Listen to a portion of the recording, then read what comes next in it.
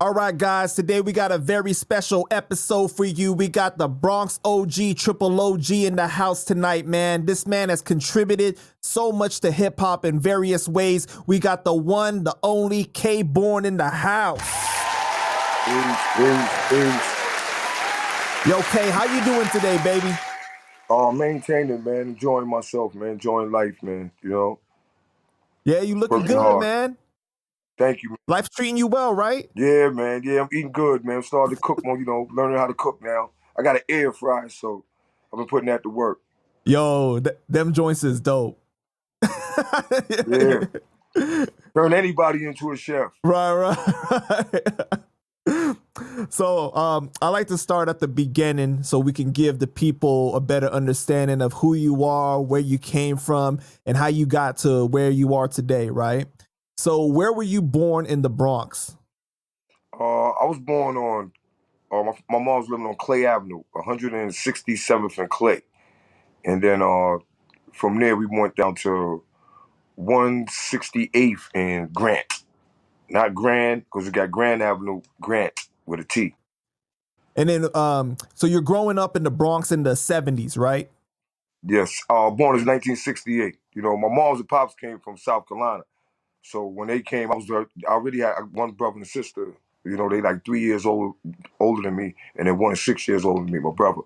But so I'm her first kid that she had, my pops in New York. So why New York from, you said South Carolina, right? Because it's so different. So why did they choose New York? You know, when you really look at it, and now that as I got older, I see that a lot of people came from the South at that time. You know, when you really start going into history and you see like the Nicky Barnes and a lot of them guys came from the South too. You see, what's the other guy named? They had the movie on. And, Oh, you're talking about Frank Lucas. Frank Lucas. You know, all them guys. Malcolm X. You know, a lot of them guys was coming from the South at the time. And then my father came up here. He was in the war. So he went to the war at that time, and my mom's came up here to go to nursing school. Yeah, and what was the Bronx like in the 70s? Oh man, well the Bronx, like I said, I'm from the Bronx, but I always used to hang out in Brooklyn. And man, I remember days, we used to fight all the time. It was with my boys, but we used to fight, man, just because the brothers used to call us the boogie burnt down Bronx. And it used to hurt me to my heart because I knew at the end of it was burnt down. Yeah, because when you look at some old pictures, right, it looks crazy. It was crazy, man. I'm talking about you'll go through a block and you could walk like right now you go through these blocks and it's like 20 stores on each side. But I remember walking through them same blocks and it'd be one building on one side and half of the building is burnt down and the other half people was living in. Then it's no building, just rocks and dirt and bandit cars. And on the other side of the street it'd be two buildings, one would be half burnt, people still living in there. The other one just finished, windows busted and all that, but you still see people with lights on and all that in there. Like, man, it was crazy, man. Looking like a real war zone, huh? Yeah, it was a war zone, but then, all that came from, they went to the landlords. People was poor at that time. Depression and all that had just finished coming from that, that had just finished happening. So you had a lot of people that wasn't paying their rent and things like that. So somebody came up with the wise idea of, well, since they ain't gonna pay the rent, let's just burn the building and get insurance. So once one landlord did it, all the landlords started doing it.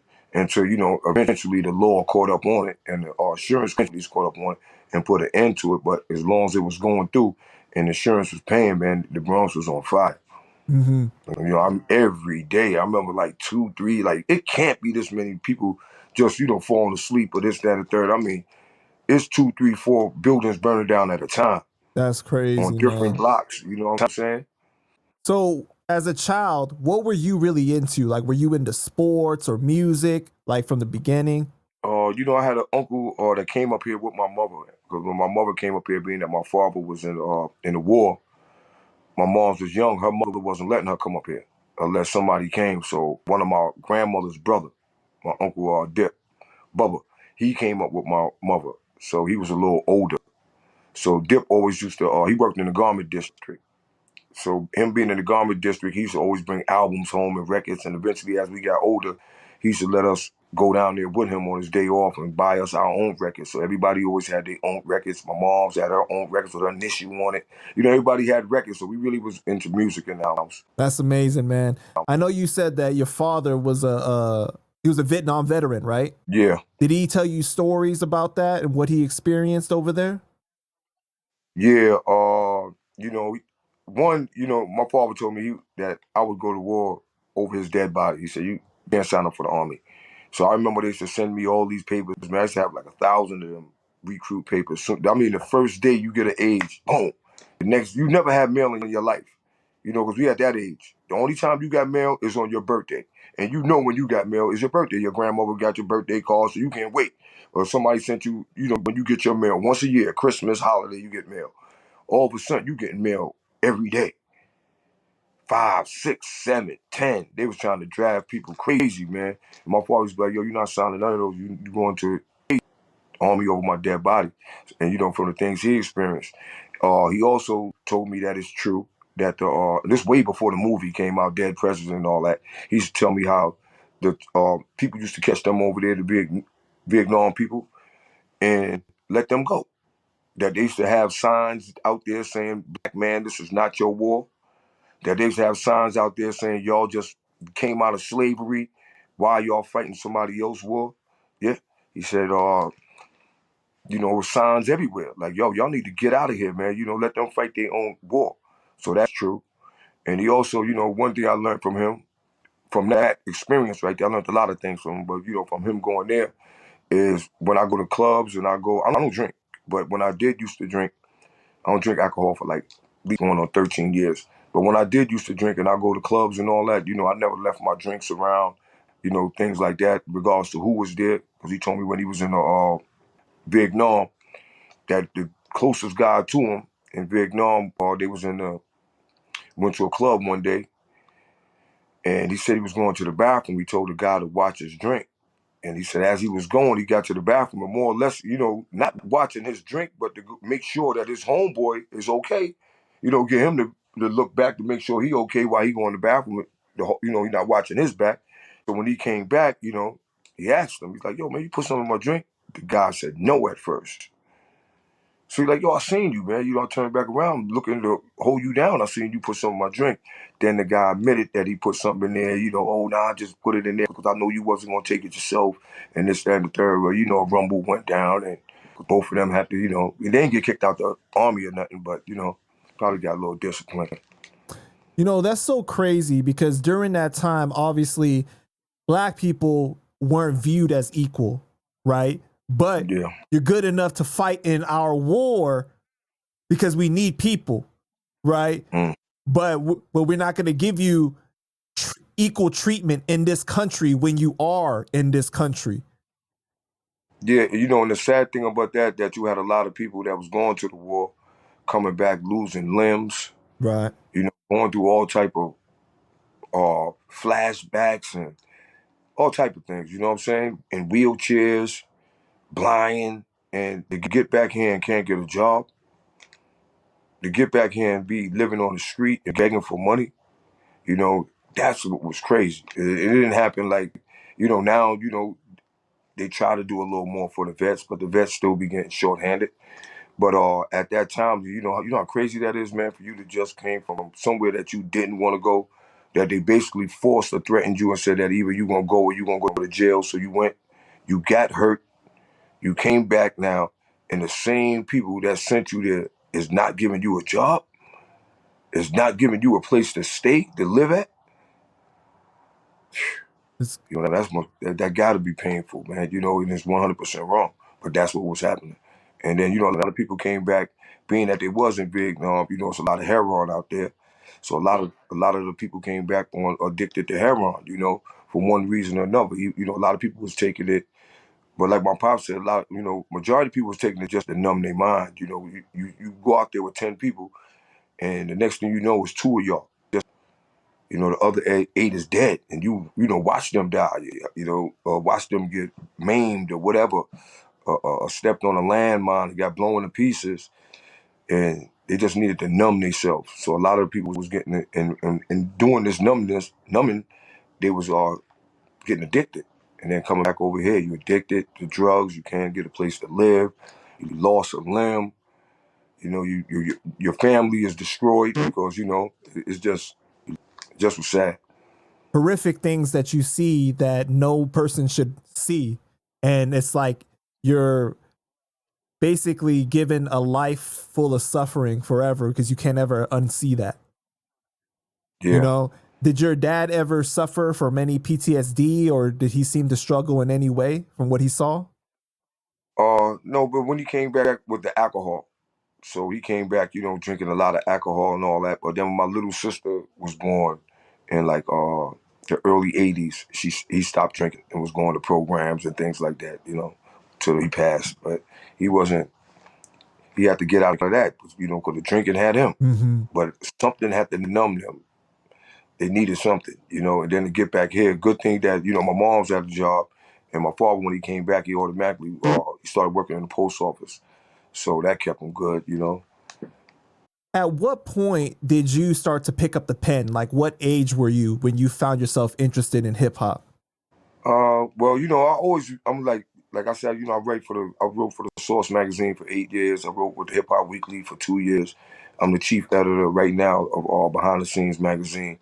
So I always was into writing things, and you know, and just writing little poems and little stories and things like that. So when we started writing rhymes, you know, it was like, all right, so you notice or not, a lot of my rhymes is like story type. You know, it got to begin and it got to end. I just don't rhyme from anywhere. You know, just pop out and say a rhyme.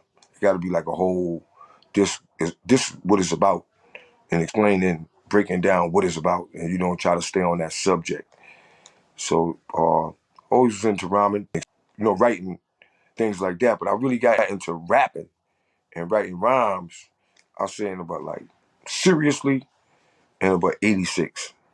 But in like '82, '81, I used to be writing little corny rhymes, but I wasn't really serious about it. You know, I'd probably write it today and that's it. I won't come back to it. But once like '86, I started writing for real and taking it serious. So, how old are you at the time? Like Uh, 20, nah, but like 16, like 16, 16? 17. But like Okay. 16, 17, I started taking it serious. And then, like, at that time, were you like participating in ciphers, or like how were you showing people your talent? Uh, to tell you the truth, you know, I was already used to doing talent shows because I used to do the electric boogie. I was real nice in that too. Yeah, I'm Nice. still nice. Yeah, I still get busy. Right. Yeah, I still get busy. So I used to be doing a lot of talent shows, and I used to see the brothers used to be there rhyming, but I was not there for that. You know, I was there to watch them and cheer them on, but I didn't have no rhymes, so I wasn't in none of the battles. I wasn't in none of that. But once I started rhyming and writing, yeah, we was in all the contests. We won the Disco Fever contest, like you seen in Crush Groove. We won that joint.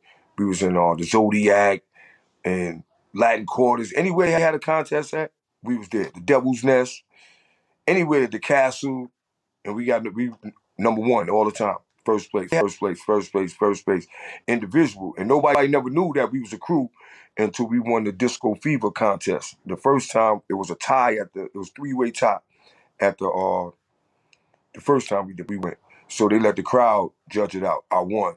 And my boy came in second. Then the other dude came in third. But my boy didn't accept the second place prize. He was like, "Nah, I don't want. I want to get a chance to come back next week to see if I could be in first place." So they went for it. They was like, "All right, cool." You know, judges like Curtis Blow and all them. So he's like, "Yeah, yeah, all right. My man gonna give up his award with money too, and the trophy." So he was like, "All right, because you know, if you don't win next week, you out of it." You know what I'm saying? So he took a strong shot. So nobody's know he's a group. The next week he went up there. He came in first place. When he came in first place, we went in the back and we was breaking the money off. He was giving me half of the money because I gave him half of my money, you know, last week. So he gave me half of the money. DJ Starchild, rest in peace, seen it. So he was like, "Yo, are y'all a group?" So we like, "Yeah." He was like, "Oh man, why you ain't get up here as a group?" And we was like, "Nah, because we always battling each other." You know what I'm saying? So we wanted to make sure that the both of us is nice. He was like, "Man, y'all should have went up there as a group. I'm gonna introduce y'all to my boy." So he introduced us to DJ Brucey B. Brucey B brought us down the rooftop, and Teddy Riley was down there. Cool G, Greg G from the Disco 4, they was down there. And The rest is history. You know, we ain't had no equipment at the time because they ain't had nothing down there. You know, just a skating rink. But that's how, you know, the Bruce always bang and make the beat, and we just started doing routines and rhyming and getting busy. And Teddy Riley then was like, man, these dudes is nice. So they gave us a beat and gave the Disco Quarter a beat because, you know, a couple of them still was like, nah, man, you can't just, you know, they still want to shine. You know, and those my boys now. I love them to death. Scooby and all of them, I love them to death. But the next day we had to come up and see who record was gonna go, and we came up with Rap's New Generation. I forgot the song that they came up with the beat, but everybody, including them, was like, nah. Y'all get ahead, man. Give it to them. So big shout out to them. You know, even though it probably was one in the back, but the majority of them wanted us to take the beat and do Rap's New Generation. So they were supporting the new generation, taking the torch and running with it. You know what I love about this is that I know there's gonna be people that watch this interview and they're gonna be like, I remember that. I remember when it was like, and you're gonna bring back that nostalgic feeling and that happiness that people had. At that time, do you feel that hip hop and just in general things felt more innocent? Yeah, you know, and it was more about, it was, you know, you was speaking about things that you was doing, but if you was speaking about the positive things you was doing, you wasn't glorifying the negative things you was doing. So that's why when you seen and you went to a show, it probably was trouble, but the trouble came from outside because most of the rappers had on kufis or had on some type of African symbol or some type of peace symbol, and we was young. All the way from the young to the older people, you know what I'm saying? Everybody had a certain thing about them that it wasn't no we got together and decided we was going to do this. We just all carried ourselves in a righteous manner. You know, from KRS-One down, everybody did. And now that I'm telling you this and I'm telling the fans this, I want all of y'all to really pay attention and y'all gonna be like, man, this brother is 100% right. We didn't even curse in our records back in the days, man. Listen to Rock Him album. Ain't nobody cursing. Listen to KRS-One, even when he was battling Shan, they wasn't cursing. They wasn't talking about killing each other. He was talking about, I'm going to take you out on the mic, man. I'm going to grill you. I'm going to take you out. And that's what it was about. Everybody was, nobody was running around. Listen to Bismarck records. He wasn't cursing.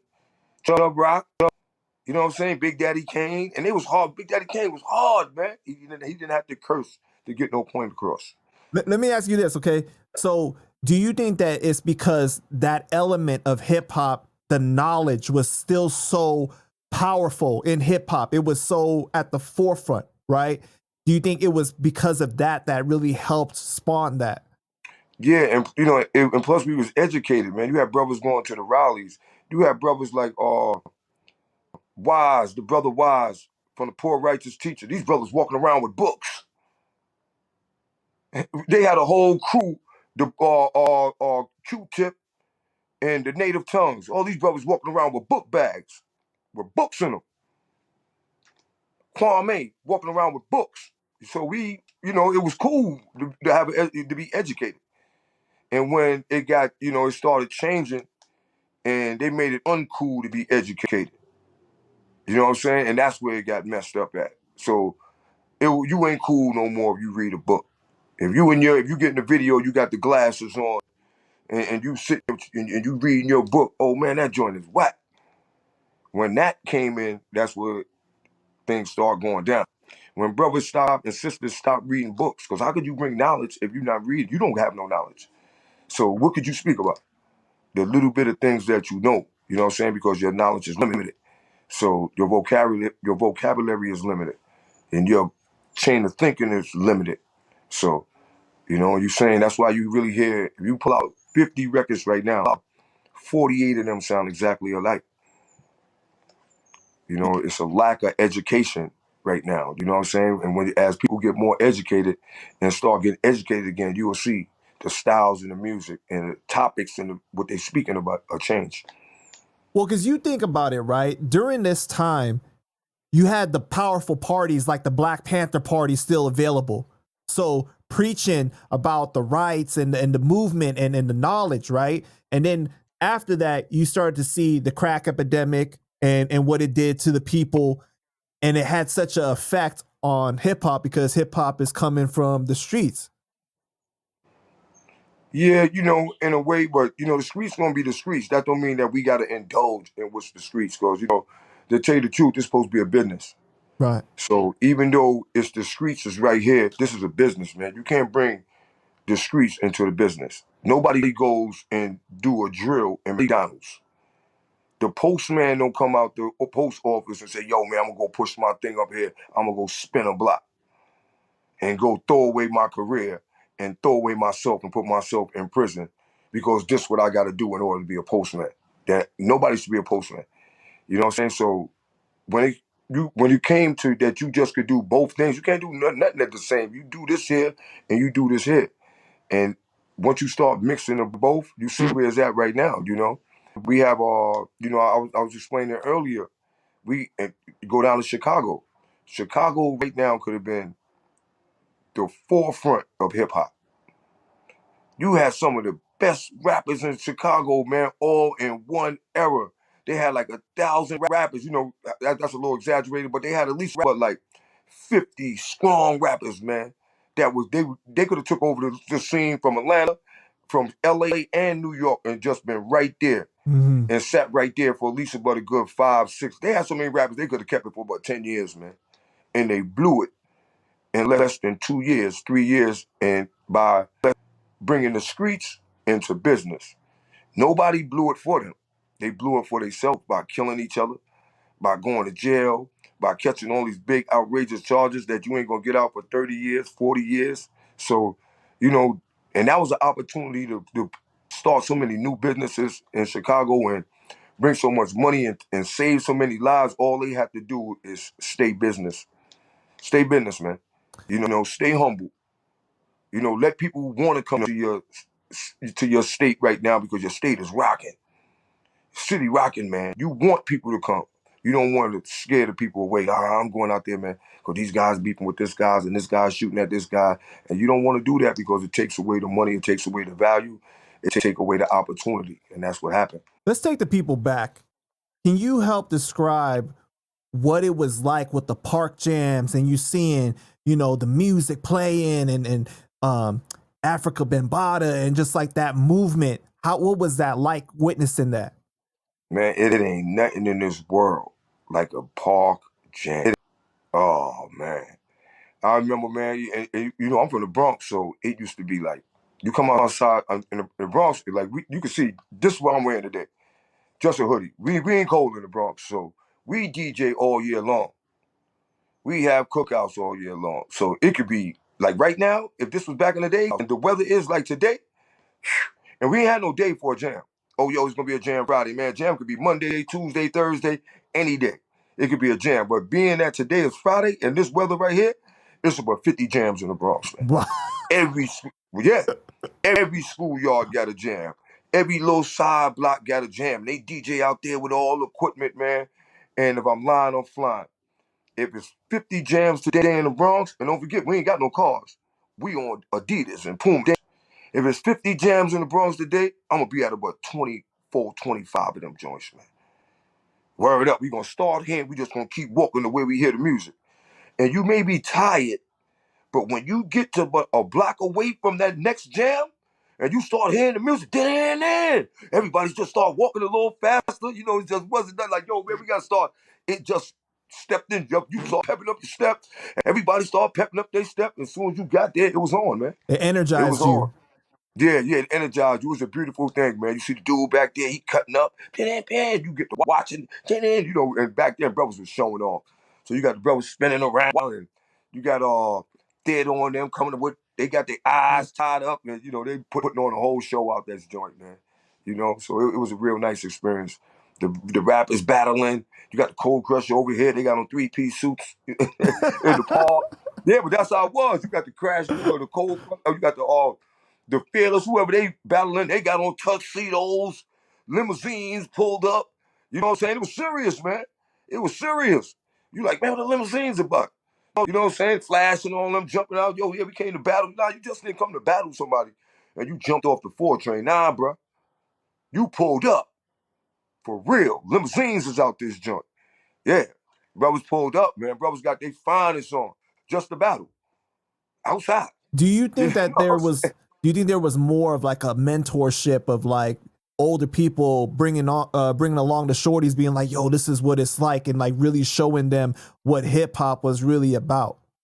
See, now it go back to what we were speaking about. All right, check this out. The mentor. Take the mentor now. The same way, like I know the majority of people, the fans seen the Temptations. Right. So you remember that lady that was there, that she first was helping out the Temptations, and then she bought them the car, and then she said, "Oh, y'all want to change your name?" and took all the cars back. Yep. The middle people was the one. A lot of times they was good, but more of the times they was the ones who was putting the jam in the game. They was doing that to everybody. You seen it happen to the Temptations? That was happening to rappers. They was signing underneath labels, and with the labels, all the cars the label owners was owning, and when they get in an argument and all that, they was taking all them cars back. So you seen your favorite rapper chilling with all these cars and all this and that and third, and when things wasn't going right, them cars was on punishment. But You know what but I'm I saying? So mean the like middle person, you know, like people from the block just really showing like the kids love and bringing them to the jams and telling them what it was about. Like, was that like, oh, yeah, that's what I mean. oh, okay. Now on that tip, man, listen, man. When it was a jam, you ain't had to bring them outside. We from the Bronx, man. The whole families used to be on the fire escape. You got families hanging all out the fire escape, you know what I'm saying? Windows all open. Everybody there, brothers. Yo, listen. You got brothers, I don't know how they used to do this now. You got some good balance. You got brothers that just sit at the top of the gate, and they just sitting at the top of the gate, the whole jam. Sitting on the top of the gate. So it was that serious, man. You know what I'm saying? Brothers on top of this. I done seen jams where it's so crowded that you can't even move. And you outside. That's how serious a jam was, man. You know, then you got brothers we used to be there doing the boogie and all that. So don't let us start breaking and boogie. Now we got the big giant circle around us. You don't know who's gonna jump in that circle. This may be your last day breaking a boogie. Because somebody may jump in that circle and cold execute you. Do backflip king and his brother sliding out his boots, and you don't know what you was getting into when you jumped in that circle, but that's what it was, man. You know, and brothers came from all over. So saying we here today, and we like, yo, man, and we on 183rd in the Bronx, and we throwing the jam in 206B. Yo, man, we throwing the jam 206B. The other people know the rappers that's around it. So now you got the Cold Crush Brothers, or you got the Fearless Four, or Beat Fats, or whoever want to battle you, they coming to your block, man. And they gonna have their break dances, the battle your break dancers, New York City break. Yo, man, we got the New York City breakers coming. So you better start calling some breakers. You better try to go get Crazy Legs and them. You better get somebody, man. And this how the networking came. You may have to go across town and get HBO, TBB. You may have to go get a different crew. You know what I'm saying? Yo, man, because you ain't got no breaks, or your breakers, you already know they're going to get taken out. So you got to go try to get some help. Now, and they bringing the graffiti boys, too. Oh, they got the graffiti, so now you got to go try to find Band 2, Trap, or Ram 1. You got to go find you somebody, Nectar, or one of them. You got to go find somebody. It was serious, man. And everybody is battling. Was it? You know, and wait up, and don't let them bring the females with the double Dutch. Because now your sister, your moms may have to come outside and help you out. Yeah, it was that serious. The whole block is in the battle, man. Word up, the Beautiful, whole man. block is in the battle. Hey, yo, look, and then I would take it one step higher. Then they came with the roller skating. Now you got 4 or 5 roller skaters on your block. Now your best skaters got to come out. Yeah, it was serious, man. It was serious, but it wasn't no fight at the end. Probably get a little about to be a scuffle because somebody getting taken out. They can't take the embarrassment. But then after that, somebody, they'll break it up. And the next time you see that person, I guarantee you they're going to be way nicer than they was. If it was rapping, or it was breaking, or it was boogieing, they got something for y'all when they come back to y'all block again. That's what I was gonna Guarantee ask you. I was gonna say, was it all love, or were there like shootouts, to anything like that? Nah, it was no shootout. You just go home, you got grilled. You got to go home and practice. You got to go back to the drawing board. You got no time to be trying to fight nobody because you just got grilled. This won't be all over the schools and everything at every jam bar. So you're going immediately home and tighten up your skills, man. Because if you got taken out Friday, today, you got a deadline of tomorrow night, man, to be out, man, battling somebody. Word up. You got a deadline of like up at 137. Yo, he battled Puppet and them this morning. Man, he got crazy on them, boy. Like, word, all right. And you get back to the block, you better show them that new move. Yeah, watch, yo, we gonna go back. Look at this. I got the new joint. And then y'all gonna go back and you're gonna have to battle that dude who grilled you. Wow, man. Yeah. You know what I'm saying? And it depends on if he want to battle you today. He may be like, oh, he may duck you, man. You know, then you be running around, yo, he a sucker. You know, it was a saying, yo, he a sucker. He didn't want to battle me. He running, yo, man, I don't got to battle you. I already took you out. Because he know you done practice and you got some moves for him. You done went to your cousin's house in Brooklyn. You done went everywhere, man. You got some new moves, bro. And that's another thing that made us sharp on our game. You know, that even went to the rap and, to the hip hop and the MCs and all that. You went somewhere. You battled. You went and got advice from people. You listened to people. So you weren't too prideful to be asking people for advice or how to do things. Nah, and that's how, you see how everybody, like you see, all right, KRS-One them, they was running with Red Alert. The Juice Crew, they was running with Mr. Magic. We was running with Gus from Rooftop. Mm. You had Salt and Pepper them. They was running with Herbie Lovebug. So everybody was basically running with somebody that was older. So it's back to the older person right there. So we trusting y'all because we taking y'all word and we believing in y'all because y'all guiding us. But at the same time, are y'all guiding us with good intentions or are y'all guiding us right to say that y'all spent $1 million for a video?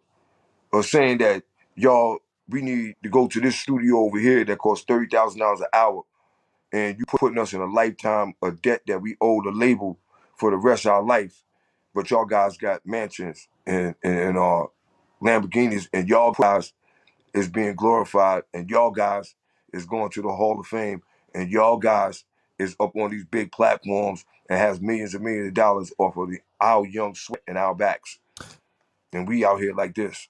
When you look at it that, right, does it upset you or hurt to a certain extent because you got to see hip hop when it was so innocent, right? When there was pretty much not even that much money in it to begin with.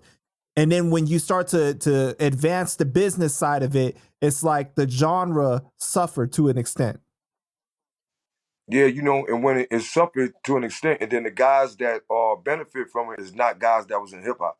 Nobody seen Puff Daddy at no jams back in the days. Nobody. Nobody seen Suge Knight at no jams back in the days. Nobody. So the dudes that been profiting off of it, these dudes wasn't actually outside nowhere. Even when you really get down to the Teddy rallies and all that, what jams y'all was in? You know what I'm saying? Where? Y'all was there with, when people was doing hip hop, but y'all wasn't the ones in the circle. Y'all wasn't the ones taking part. Y'all wasn't at the jams. Y'all wasn't where it was at. Y'all don't know that y'all wasn't in these clubs.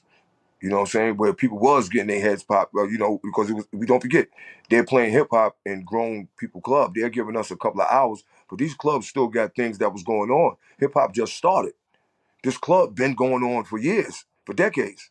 So, it's drama that's spilling in there that we there, but we don't really have a part of it, but that we took the beat for. Yeah, man, they shout the hip hop club.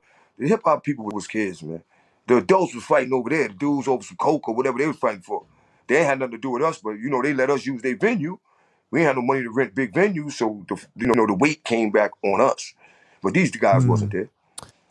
But these the guys that's sitting around with the mansions, and when you go and talk about hip hop, they bring them in.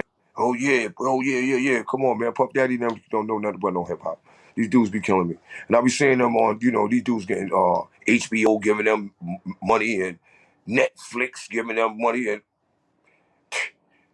nah, these dudes ain't You bring the real dudes like me with hip hop and with them and have a conversation. 90% what I'm speaking, but they wouldn't know. They wouldn't know. So why would you be going to and that go back again to the selfishness in hip hop. Why when Netflix came to you or HBO came to you, you didn't say, wait up, I know some dudes that really know it, man. I'm going to go and see if you ain't got to put us on, but I'm at least get some information from them so I could tighten this story up and make sure this story really be a story because I'm hip hop. So it's things that I don't know. Yeah. I could admit it's things that I don't know, and I know to certain people. These dudes won't admit. They act like they was there. And that's something that I want to bring up for you too. Do you feel like there's not enough homage that gets paid and like people, I guess, being like just not giving enough credit to people that were there in the beginning, right? Yeah, it go back to the middleman. The middleman is not allowing these people to know us. You know, it's like the Coke Rocks. The middleman, the people want to know us. The people want to hear these stories. The people don't want to hear they buttered down stories. They want to hear it from the beginning.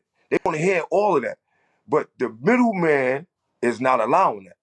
So because the middleman want to pump his story or her story. You know what I'm saying? So they got if they story, if they let you, the people hear your whole real official story, their story is irrelevant. But they don't look at it like that way. Well, I'm gonna be a part of bringing this together and putting this together. Now, they rather just let it go as it go, and just as long as I'm getting a paycheck, however that story come out, you know, it's gonna sell because you know it's light camera action, but not really putting no real facts and concrete facts in it, you know. And that's where it come back to the networking. And to stay on that subject, I was speaking to some people from the Last Poets. Big shout out to the Last Poets. And I had the Last Poets inside the last issue that we had in Behind the Scenes magazine. I did the story for them, the interview. I went down to SOBs, hung out with them. Great dudes, man. You know what I'm saying? A lot of talent. They one of the people who started hip hop too. And everybody was know them. They wasn't invited to not one 50th hip hop event. Not one. Wow. Not one. Nobody thought to bring the Last Poets out, man. Nobody, because you're too selfish worrying about yourself. So you ain't even think about the Last Poets, the people that you listened to and was influenced by because you think that you was influenced by yourself and from yourself. Because you the greatest of all times and all that. So nobody influenced you. You just woke up a rapper one day. You know what I'm saying? So that's how these dudes going about it. Nobody invited them. But they wanted to, you know, they asked me about know Coke Rock. I'm like, yeah, I know Coke Rock. Coke Rock, one of my OGs. So they want to get together and do an interview. They're not saying me. You know what I'm saying? Oh, yeah. And I'm not saying that, I'm the only way I'm going to introduce y'all to Coke Rock is if I be in the interview. Nah, it don't go like that, man. I'm introducing y'all to Coke Rock. Y'all and Coke Rock do your thing. Coke Rock, my boy. Y'all my peoples. Respect that. You know what I'm saying? You know, y'all probably shout me out. Yeah, yo, you know, K did this. You probably don't. But that's not what I'm doing it for. I'm doing it for because this connection need to be done, man. Coke Rock's the first MC. You know what I'm saying? He came from disco, but then he came to hip hop. He the first MC. Y'all one of the first MCs. Y'all the first MCs, man. You know, I wasn't even born at this time. When I was born, I was like a little kid. This conversation, hey, you know, I could sit back and learn from it, you know, but I don't got no input on that. But some people want to put inputs on everything, so they feel that I would have to be a part of that. Or something got to happen for me in order for me to make this happen. You know, that's for me to get to speak to you when y'all said that y'all wanted to meet somebody that I happen to have his number and be close to him. That was a blessing right there. You know what I'm saying? For y'all to even think because they was like, yo, the lady that worked with them, she was like, Juanita. I had to get her name out there. Juanita. Big blessing to Juanita. She was like, as soon as they was asking us, and it was like the last post was like Coke the Rock. And they was like, I said, the first person I thought of, let's ask K-Born. I said, that's just for them to think that yo, we know if he got it, he unselfish, he gonna give it to us. As soon as I seen him, bingo, here y'all go, man. Boom, I'm gonna plug that in. I called Coke the Rock. Yo, Coke the Rock, Last Poets, man, they want to do this. He couldn't make it on the day that they was gonna do because he was going to California. But as soon as he get back, you know, they in contact and they gonna handle that. So one thing I wanted to ask you is hip hop is viewed as primarily an African American culture or culture created by African Americans, right? So anyone that is not African American are typically viewed as outsiders or guests, like Lord Jamar calls it. Now, I think that there's an issue here because for hip hop, I feel like it's not just what you gain from being in the culture, it's what you give back to the culture, right? It's Okay, check. Yeah, no, all I'm right, saying then. it's like it's a give and take. You know, you benefit off of the culture. It's great that we've that so many people have been able to provide for their families, but you have to pay homage to those that came before you, and you know, and pay respect because they made it possible for you to be able to do what you do now. And many of them weren't able to make the money that you do now. Mm-hmm. Yo, yeah. Check this out. Peace. Let me elaborate on that. Like even like Lord Jamal, right? Ask Lord Jamal who the first person when he used to come out of his house and they used to sneak out their house, who they used to come and see. Who's the first person that took him to the rooftop? Who's the first person that he went to a real recording studio to? Who the first person he knew that had all the rhymes that was rhyming? He gonna say me. He gonna say me. And I met him through a good friend of mine's, rest in peace, named Keita Speed. Me and Keita Speed used to be in the group home, Tryon with Mike Tyson and all this when we was young. We all was up in Tryon. And when Keita Speed came out, he lived uptown. So, I mean, he lived in Mount Vernon. Not Mount Vernon, New Rochelle. So I bumped into him one day on Fordham Road. My mom sent me to Martin Brothers. I was going down there to buy a lease suit. And I had just came out. And I bumped into Keita Speed. And me and him, I just called him Keita Weed. And he was like, yo, man, where you live at? I told him I live behind Alexander's on Fordham Road. He said, I'm going to come and see you, man.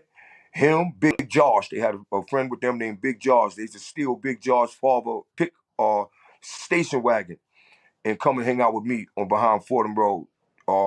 Lord Jamal, Derek X, the whole brand Nubian. You know what I'm saying? And Alamo. Not Grand Pooper. Because Grand Pooper wasn't down with them at the time because there was no they didn't have a group. They wasn't even a rap group. They was doing a little rapping up in New Rochelle, but they wasn't a group at the time. And they used to come with me. I used to shut my block off behind Creston. And then the Jamaicans, I tell you, we had the Jamaicans talk about this to today. And this was in the 80s. We used to have some of the biggest joints out there on my block. We ain't had no permit or nothing. I used to go tell the Jamaicans, yo, we gonna DJ today. They used to come and put all the garbage cans and block the block off. I used to come out with my little equipment. And me, Lord Jamal, Derek X, used to get busy on the mic all day. Wow. I'm talking about rhyme all day in the mic, all day. That's what I'm gonna use that practice every day. Tomorrow I'll come back with new rhymes. Lord Jamal will tell you, when it come to hip hop, I know get into real hip hop. You know what I'm saying? Now, we can never say that hip hop started by black people. Now, as far as the rapping part and the DJing part, yes. That's majority African Americans. 90%. So what do you think about 90, you could go. the guest argument that anybody that is not is considered a Oh, guest? yeah, I'm about to clear that up. Yeah. I'm about to clear that up. See, because with Lord Jamal, them now it's coming back again. Lord Jamal came from New Rochelle, coming to me. I'm the one who was breaking down and telling them about hip hop. And then later on, he learned on his own and went, and they started Brand Nubian. I was incarcerated at that time when they started Brand Nubian, because I most definitely would have been down with them. You know what I'm saying? We used to get together every day. But I got incarcerated. Them brothers went on and, did the Brand Nubian and things like that. But Lord Jamal is really, what he's speaking about is rap music, just the music. When you're talking about hip hop, you got to figure like this. As far as rapping, the majority was African American. And DJing, the majority was African American. When it came to graffiti and all that, we had our brothers too, but the majority of them brothers was Latin, man. When it came down to breaking, we had a couple of brothers, but the majority of them brothers was Latin from the beginning. And we all together, that's what, got together, and hip hop. So we brought a lot of the element. We brought our elements. We were strong in certain elements. It was predominantly African American. But then in certain parts of hip hop, it was predominantly Latin. It have always been. It always been. Like you see, like I told you, I used to break, but I was way nicer in boogieing and electric boogieing. So a majority of the black people, the brothers, we was boogieing. It was only few like Wave and a couple of other brothers that actually was getting out and down and breaking with the big breaking crews. You didn't see too many black brothers in the big breaking crews. So that was our shit. We got busy with the boogie, all of us. But as far as that breaking and hitting that floor and the windmills and head spins, that always been predominantly Latin. And they are part of hip hop. So the mixture in the thing was always, all of us. But when you got brothers like Fat Joe and them, they just took about one element. Yeah, we gonna get into that. Because But you don't know. I'm trying to understand. Yeah, but if they knew hip hop to the extent that I know hip hop, then they would have been able to clear that up real quick, like I cleared it up. It always was, and even the people that said that, they was trying to put themselves, and that's what they made them wrong. When they were saying, no, the Latins was always there, the Latins was always there. All right, that was, but in what element? they was trying to put their, so everybody saying the same thing, but y'all not putting the sections there. Because, when it came down to breaking and all that, it always was a bunch of Latin brothers. So when you hear somebody like Lord Jamar say, oh, Eminem is a guest because he's white in a predominantly African American art form, do you agree with that? No, because hip hop was made for everybody. And once we made hip hop, if you see the things that we were speaking about to the world. We wasn't speaking, we was, not speaking just our block. Curtis Blow said, if I rule the world, ha ha ha ha. We talking worldwide. We always made it for everybody. And don't forget, we always had we had Vanilla Ice. I didn't like the guy, but at the end of the day, a lot of people did. We had my boy, and I did like him. He's a close friend of mine, MC Search. Mm. That's a very close friend of mine. He was in Latin Quarter with us. He was in places that I didn't see these dudes that's right now saying that they own hip hop and they was this, that, and third. I didn't see you there, bro. I didn't see you. I'm not talking about the young guys who wasn't born and all that yet. I'm not, y'all excluded from this, y'all. I'm talking about like the older guys and all that that's out right now and claiming all these fame and all this. I didn't see y'all at them parties, man. But I did see this white guy there. MC Search was always there. You know what I'm saying? So it always was a part. And he, when it was starting, we always had a couple of here and there and there and there. But Lord Jamal, Lord Jamal be getting deep on hip hop now. You know what I'm saying? I'll be watching the brother. Yeah, he do. And that's my brother. I love him, man. You know what I'm saying? I haven't spoke to him in a long time. I haven't seen none of the brothers in a long time. You know what I'm saying? But I'll see Derek X here and there, and I always see Alamo. Alamo, my dude. I bump up the Alamo all the time. But I haven't seen Lord Jamal in a long time. But he got a lot of controversial takes, but I like that he pushes the line for the conversation to be had. I think that it's important to have these conversations. But yeah, like he's very controversial in that way. And a lot of things too, you got to go through. And I've noticed this too on in the social media world, that people got to remember, man, you got to do some research. When you talk about research, that don't mean you're going to go to Google and research. You actually got to go to the people or go to the site where it happened at or go here, right here. And brothers be living all over there and all over here, and you trying to talk about what's happening here. So unless you got some direct connections or you talking to people that's actually right there, you're going on he said, she said, and then a lot of the times, a lot of the people, they hip-hop history stopped when they stopped. So they could go into deep, yeah, but hip-hop didn't stop when you stopped. And that'd be my problem with the Caz and with the Melle Mels and like that. Hip-hop didn't stop in the 70s. Mm. It didn't stop in the 80s. It didn't stop in the 2000s. It didn't stop in the 2023. It didn't stop today. So, you know what I'm saying? It's still going on and on and on and on and on and on. So it's important for you to know the history of all of these different eras before you could get here and start saying, oh, I'm going to talk about hip-hop.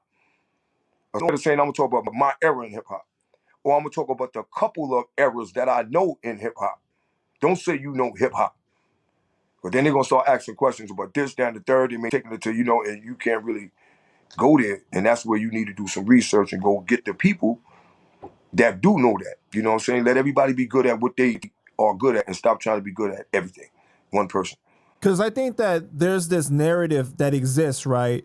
That if you are coming into the culture and you're not black, then you're automatically a culture vulture. You're exploiting the culture for your gain. When I feel like somebody like a Eminem, he pays homage to the people that came before him. Like even in his rock and roll speech, he shouted out 50 rappers that a lot of people don't ever say their names.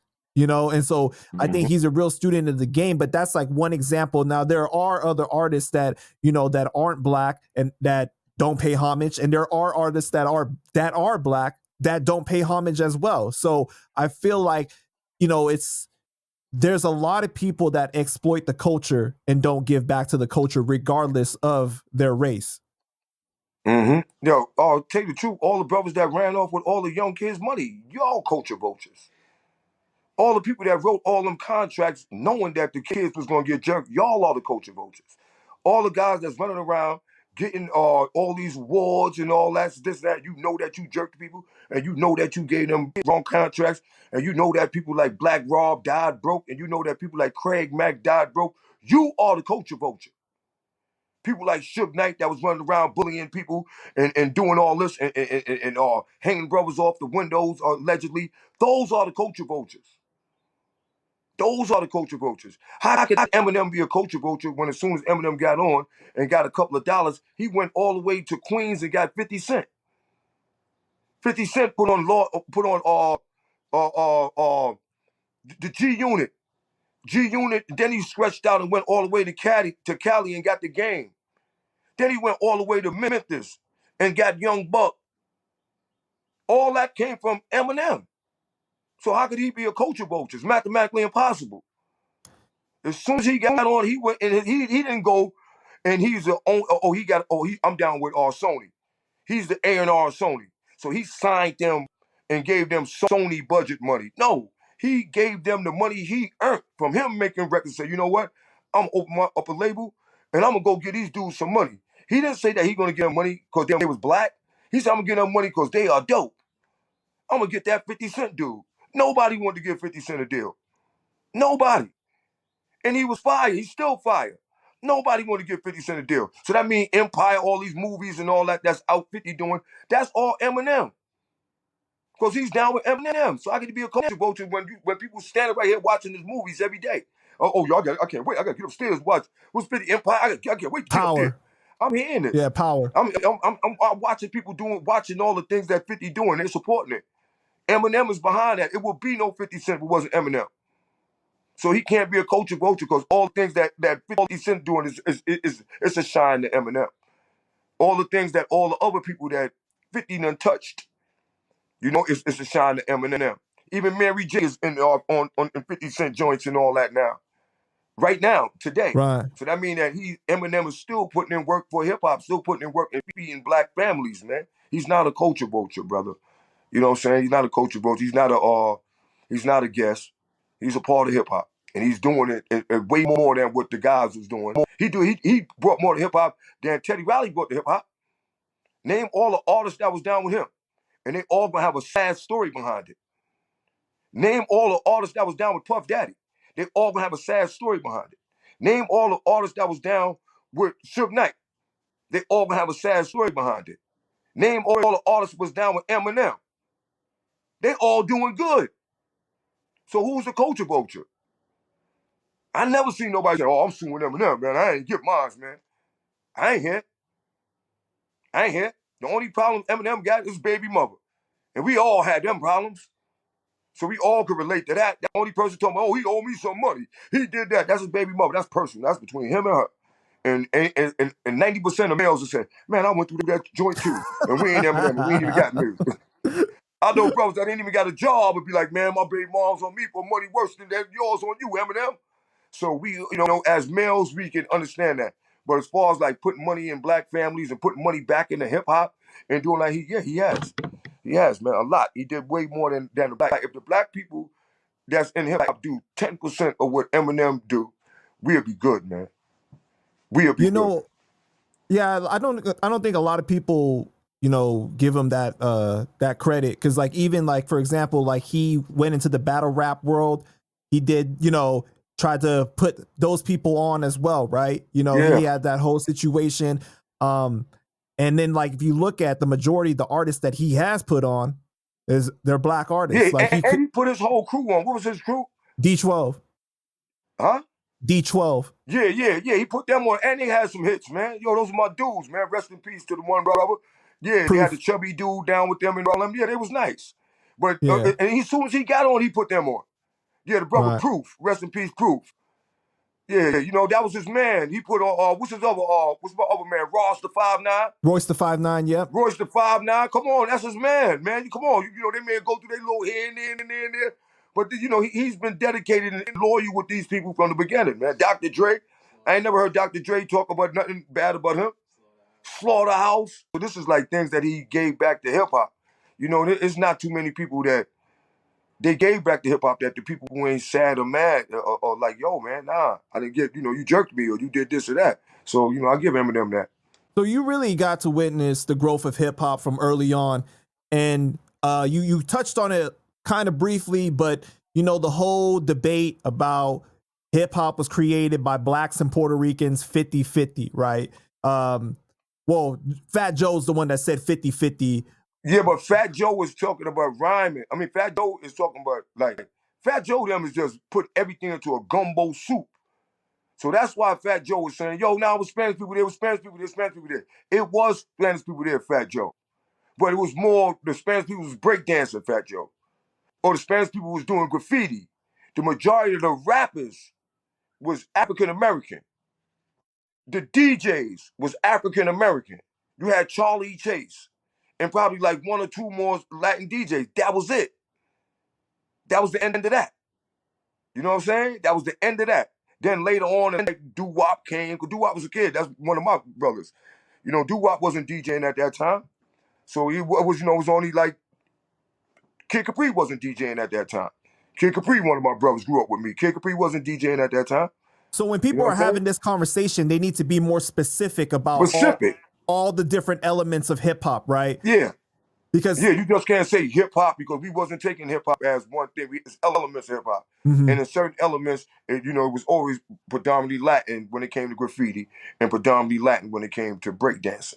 Right. You know what I'm saying? When it came to electric boogie and all that, you know, you had the brothers. When it came to DJing, you had the Flashes, the Theodores, and the DJ Supremes, and the Prince Tafaris, and the list just go on and on. The DJ Loves, and the list just go forever when you come to DJs. And the name of all them DJs is you're going to say is black. Then you had, you know, you had Charlie Chase, and you had a couple other brothers, like I said. When you go to the rappers, you had you can name 100 rappers. It's going to be all African American. Then you may have Whipple Whip. You may have Ruby D. You may have Waterbear Cav and Master Rob. And you know, in a sprinkle of Latins, but the majority of the groups was African American. Because, you know, like even like Busta Rhymes came out and he said that like he agreed with Fat Joe, right? That it was 50-50. But I guess you're right. Like nobody was very specific. Like, and Busta Rhymes was not at none of the jams either. Big shout out to the guard, but come on, guard. You wasn't at these jams. You probably heard a couple of stories and all that. And that be the thing too. You know, brothers, oh nah, this is what it was. Was you there? Was you at these jams? Was you at these block parties? Was you at these clubs? So how did you know who was there? How do you know how do you know who was there? You had to be there to know. Oh, you seen the pictures? You know Joey Gonzo? And you went through all his albums to count how many Latin and how many black people that was there? Did you do this? No. So how do you know? You live in Long Island or living all the way, you know, in Brooklyn or wherever you was living at the time. You wasn't in the middle of what was going on in the Bronx, man. To be so saying when you that look at the people, though, the people that were actually at the park jams, right?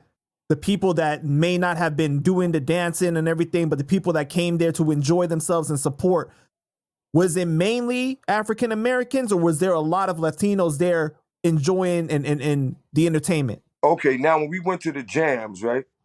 You outside jam, you know, outside of everybody. So the outside jams, everybody will go to the jams. So you'll have the Latin people, the Spanish people there, right? Now, we all hanging out.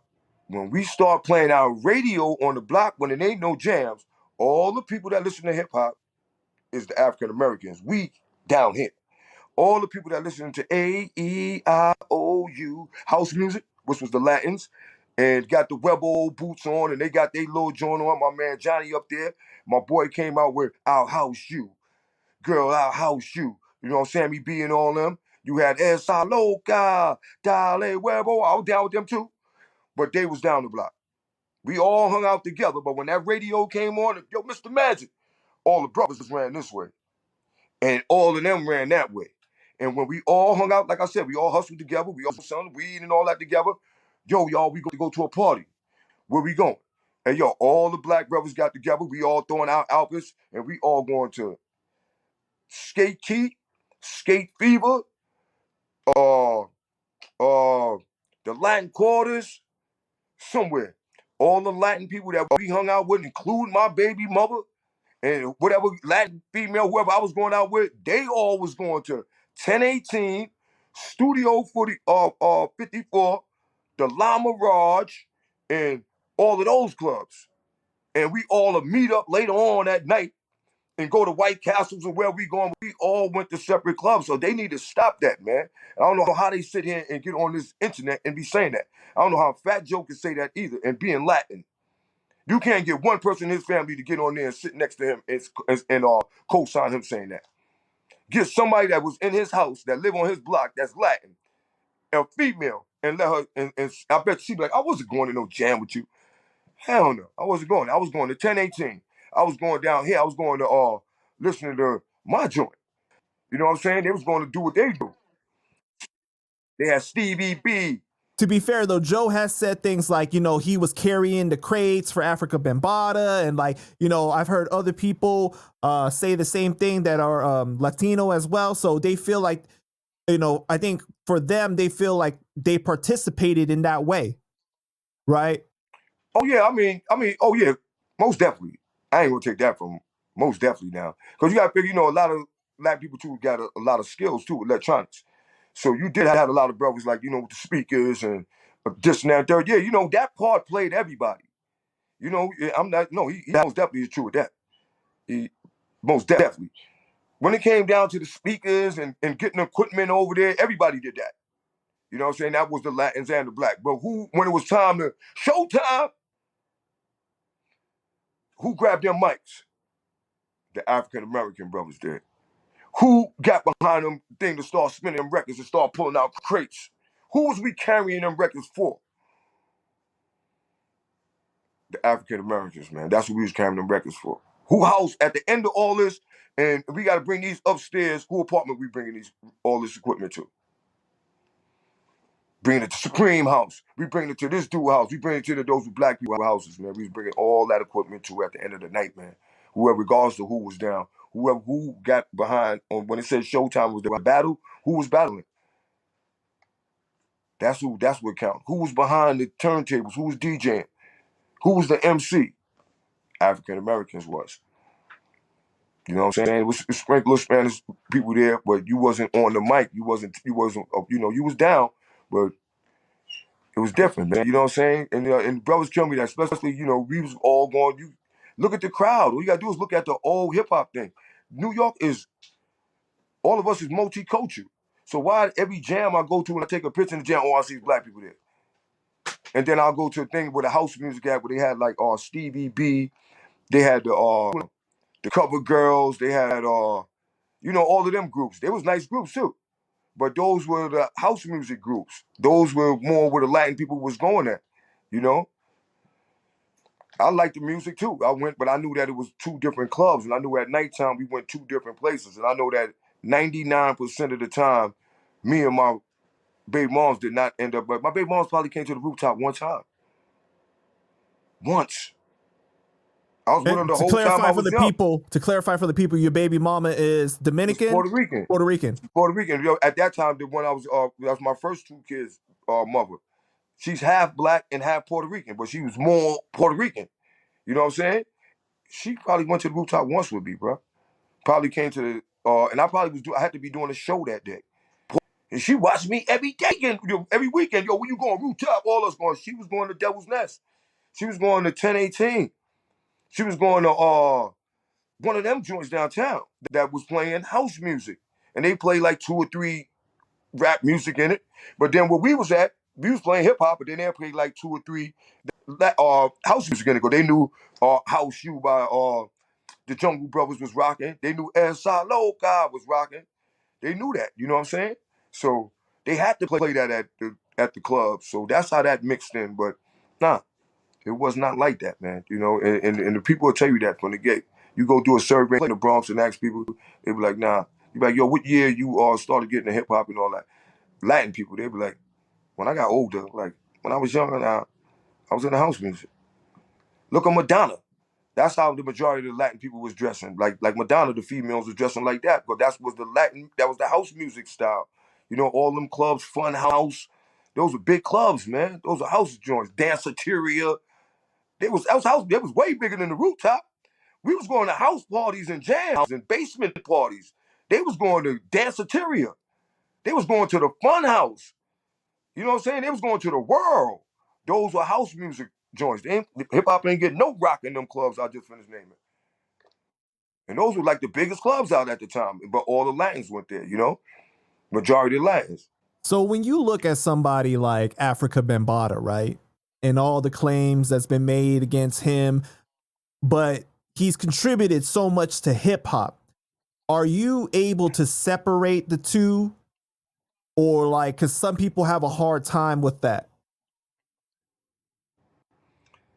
Oh, man. Like, you know, if the speculations about him would have been in his own personal life, on his own personal time, then it would be none of my business. You know, it would be none of nobody business because he a grown man and, you know, was involving adults and he doing what he doing, you know, as adult, with adults on his Well, own no, time, that's his it's business. with children. They're But saying. wait up, check it Okay. out, check it out. Well, now listen, now check it out. I'm gonna tell you again. Now, let me finish out. Like I said, if he was doing what he was doing on his own with adults, consent, that's his business. If he was doing what he was doing on his own with minors, that would still be his business, but I would be offended by that because he shouldn't be messing with no minors. So I would feel some type of way behind that. But with him doing it with minors and using hip hop to do it, I got a super big problem with that. You feel what I'm saying? Because now you're using this, it's a big problem with you on your own sexually molested minors. But now it's a bigger problem where because now you involving, I feel some type of way about this right here, but you involving me in it when you put hip hop in it and using hip hop as a shield. Now you trying to involve me in it because I'm a part of hip hop. And a lot of people look at like, oh, back in the days, all the dudes knew that he was doing that. I wasn't that old, you know what I'm saying, to know. You know, a lot of them was way older than me. So I wouldn't be, and I never was in that crowd like that, you know what I'm saying? To be hanging out with them. But you know, he brought it into the thing. You know, it's like, all right, let me make it clear this up for the fans. Let me explain this better. It's like you in your house. This is your house. You in your house, right? Somebody you heard did something outside, right? But they did it as an adult. You like, okay, they did that as, you know, they did something. I don't really like that, but it's over there. But then you heard that this person did something with a minor. You still like, now you, oh, nah, you know, I don't like that at all. But it's still, I don't like it. I'm offended by it. But what could I really do about it? Because it's outside my reach. But now you brought it inside my house and you did that in my house. Now I'm offended and I got the right to do something about it because you brought it in my house. That's more or less where, you know what I'm saying? But you know, it's a black eye on hip hop. It's a real black eye on hip hop. It was true or false. And you know, with so many allegations and so many people coming out, that's adults right now that can speak for themselves. That, you know, it'd be hard for you to say it's false, because then you would be calling somebody that's saying that something happened to them sexually a liar. You know, and I don't get into that. I wasn't there to see it, but I'm not going to call somebody that got sexual or anything sexual a liar. I'm not doing that. You know what I'm saying? I got 5 daughters, and I'm not doing that. You know, so I got to take their word to an Right. extent. We still have to say You know what I'm saying? allegedly because, you know, we don't have like the Yeah. proof, but That's why I we don't said want to to an extent. You don't disrespect got no proof. their accounts of things either because we just don't know. Yeah, yeah, yeah, yeah. So the last thing you want to do is be like, oh, you a liar, you don't want to do that either. At the same token, I wasn't dead, like, you know, but at the same token, I do feel your pain, and you know, and I'm all open ears. But you know, these are adults, and a lot of adults, man, you know, and especially males. You know, it's not too many males gonna get up and say that they got sexually molested. And now I'm gonna ask you this, and the fans too. I know all of us know a million people that have been to jail. Name one of them that came out and said, word up, I was in jail, I was doing it, I was hanging out, and then I got raped. But we all know that happens in jail Right. to certain people. But it just happened, it happened to people. We all know this, but just never happened to none of the people, none of us ever knew. Allegedly. Yeah. You know what I'm saying? Because I mean, I know a million people that been in jail. I don't know nobody that ever came out and said, "Yo, I got raped in jail," or or whatever happened to me. Something happened to me sexually in jail. I never But heard it it. happens more frequent Everybody come out got the same. Oh, yo, word, I was than chilling. people like to admit. Yeah, yo, I was chilling, man. I was holding it down. I was doing it. Everybody can't be chilling. Everybody can't be holding it down, but ain't nobody going to take that claim. So for people to a man to actually come out and say something like that happening, that's deep, man. I don't know dude that or do that for no money. A grown man who got a reputation, you know. So that's what make it even more like believable, But it still got to be alleged because nobody is convicted in court, Right. and but that's what make it a little more believable that these are grown men, And I interviewed Hassan Campbell too. tough men too. Yeah. These ain't no soft dudes. I interviewed Hassan Campbell too about it, and it's tough because, like you said, it does taint hip hop to a certain extent, right? Because you looked at Africa Yeah, Bambaataa as one of the forefathers of hip hop, and for that to happen, and then you look at it like the happy 50th birthday of hip hop, he wasn't really anywhere to be found because people don't want to be associated with that. yeah, and now it's even sprinkling down to the museum because I heard Right, that a lot of exactly. people put it on the museum. I don't, African Bambaataa is only one person. So, you know what I'm saying? And that's what's getting me a little over too. Oh, yo, African Bambaataa, yo, what he, yeah. He's only one person. So I don't think that the museum should be held accountable or hip hop should be held accountable for one person. But at the same token, because it's been teachers done got locked up for all type of crimes. Preachers done got locked up for all type of crime. We ain't saying all churches is wrong. Right. So every couple of years, a preacher get arrested for this. We not blaming that on all churches. You know what I'm saying? Basketball players get locked up. Basketball player just beat his wife up recently, or beat his girlfriend up, and had her face all busted up. We're not saying all basketball players is held accountable for that. I'll take it a step further. R. Kelly, right? Yeah. Did you Look at stop R. listening Kelly. to all his music though? The man is still a musical genius, right? Like he's still a musical genius, but it's dependent on the person. Can you separate the two? Can you separate the art from the person? Nah. I mean, you can't separate. Not when you do something like that. Nah. Like R. Kelly's over. Like, all his art, all that is out the window.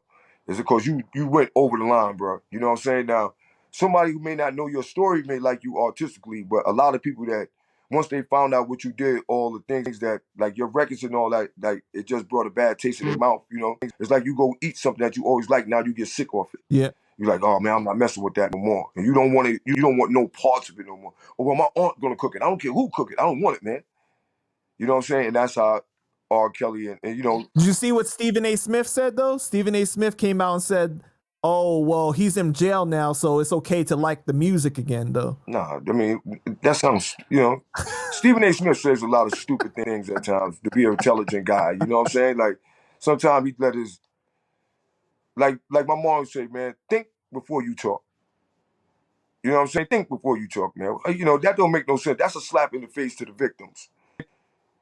You know? That's a slap in the face to the victims for you to say that, oh, now he in jail, so we can just go ahead and start buying his records and doing all this now, man.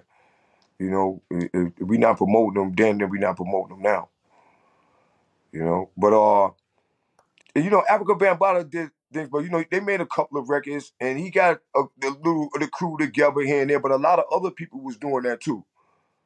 So for the whole, you gonna close the museum because Africa Bambaataa don't own the museum. He's not like it's the Africa Bambaataa Museum of Hip Hop. Mm-hmm. That'd be a different story. This is the Hip Hop Museum, Right. and Africa Bambaataa just happened to be one person that was doing hip hop. So he, now if you want to ban him from the museum or say that, oh, we're not putting none of his work in the museum, hey, but to say that all the other people shouldn't be in the museum, that's unfair. So the Bronx, it just has so much talent, man, that has come out of it. Like, what is it about the Bronx that cultivate these artists that just are, just come out of it, man? Like, who are some of your favorites that have come out of the Bronx? Oh man, the Bronx is give me 1 second. Yo, God, you can hand me my charger, please? Right there. The Bronx, man, is like what make us dope is that we multicultural. we multicultural. Like I said, I got 3 different baby mothers, right? But one of them is Puerto Rican, one is Dominican, and one is half Puerto Rican and half black. So if we multicultural, we all live in the same around each other. I'm listening to Todo Mata, Todo Mata, since I'm little. So, our vibe is different, and our vibe is real different. If we got West Indians right here. We all live in the same building. We got a Chinese, an Asian person right here. He call you his brother. You know his whole family. You go downstairs and eat food, and it's like that. We got Irish people that we just go in the house. We all grew up. We call the mother, hey mom, that's my mother, this is my son, and they look at us like, damn man, only the Bronx. So we multicultural. We mix that in. It come in our music. It come in our art. It come in the way we dress, and all that. I used to be hanging out with my people, all my people from Brooklyn, and we used to be grown men. And a lot of these people never rap to a Latin female in their life. And so it's different. I'll be out there and I'll be rapping, yeah, yo, what's up, mommy? And boom, we'll kick a little Spanish, whatever, yo, dropping my lines, you know what I'm saying? I'll drop my little Latin lines, do it, bonita, mommy, and all this. And brothers like, yo, man, they ain't gonna talk to you. Yes, they is. And I'm getting rap. And they be like, man, I ain't never rapped to no Spanish girl, Latin girl. Try it, brother. All you gotta do is say hi. You know what I'm saying? Because it wasn't that mixed in like that. Also, when I used to get go through the system back in the days when I used to get locked up, and we'd be in the system, they'd be like, man, where you got your case? I'd be in the Bronx. I'd be in the Bronx. They'd be like, what? I'd be like, man, I'm going to the grand jury. They'd be like, man, you going home. But when they felt if they went to the grand jury in Brooklyn, Manhattan, Queens, or Staten Island, that they automatically going to jail. Because once they hear the story, you coming out, you got a whole bunch of white people there. And they trying to hear you going to jail. But when we come out and it was multi people, you got a black person here, a Spanish person, and they all y'all all went through the same thing, y'all all lived on the same block. They can feel you in whereas in the other places they bring in people that's not in the community with you, and you look like a sore thumb. Right. You feel me? Whereas in the Bronx they could relate. So it's multicultural, man, and that's what make it different. We got Jamaican, West Indians right here. And right next door to it, we got the Asians. Then right next door to that, you got the taco spot, the Mexican taco spot. Right next to there, we got the pizza shop, the Italian pizza shop. Right next to there, we got the smoothie shop, with the African Americans up in there. Right next to there, we got the Cucci Frito with the Puerto Ricans. And it just go down and down and down and down and down and down and down. You know what I'm saying? And we all in the same block. Whereas when you go to Harlem, you go to Manhattan, you go to Harlem now, you go to Manhattan. If you want to go with all the African Americans at, you're going to go to like 8th Avenue, 7th Avenue. You want to go with the Latins at, you're going to go to El Barrio. You want to go with the Dominicans at, you're going to go to Washington Heights. It's more You're going to go sectioned to off. Dykeman. It ain't no more. It is. We don't have that in the Bronx. Right. There's no, yo, where the Dominicans at everywhere? Yo, where the West Indians at everywhere? We everywhere. It ain't no mixed up like that. Even when you go to Brooklyn, where the African Americans at? Oh, yo, they probably Fort Greene. Go by Marcy Avenue. Go over here. Yo, where the Latins at? Oh, go to Red Hook. Hey, yo, where the Chinese at? Oh, where they at? Oh, go to Beach Channel. Oh, you know what I'm saying? Like, yo, where the Mexicans at? Or go down. Go to Roosevelt Avenue, Jackson Heights. They allow, and the people do it, and you're not even knowing that they put you there. You know what I'm saying? It's like the city got you there, but you don't see it. Where the Jews at? The Jewish people. Oh, go up by Eastern Parkway over there. They right there. They all got people right where only you live where your people at. So with your lack of communication and your lack of networking, because they put you there and you stayed there. Like you'll go to certain places. You go to Washington Heights right now, the majority of the people don't even know English. That got stores and all that, and they had these stores for 20 years. And when you ask somebody know English, they say, why should I know English? Everybody around here speaks Spanish. And it's true. They came straight from their country and they put you right.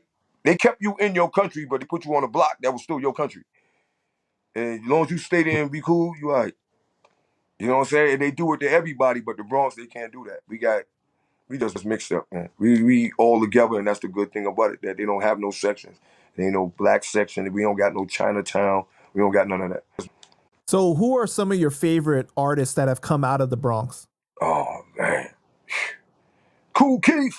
That's one of our ultramagnetic. Those my dudes, man. Oh, we had Tim Dog. We got Funky Fresh. We got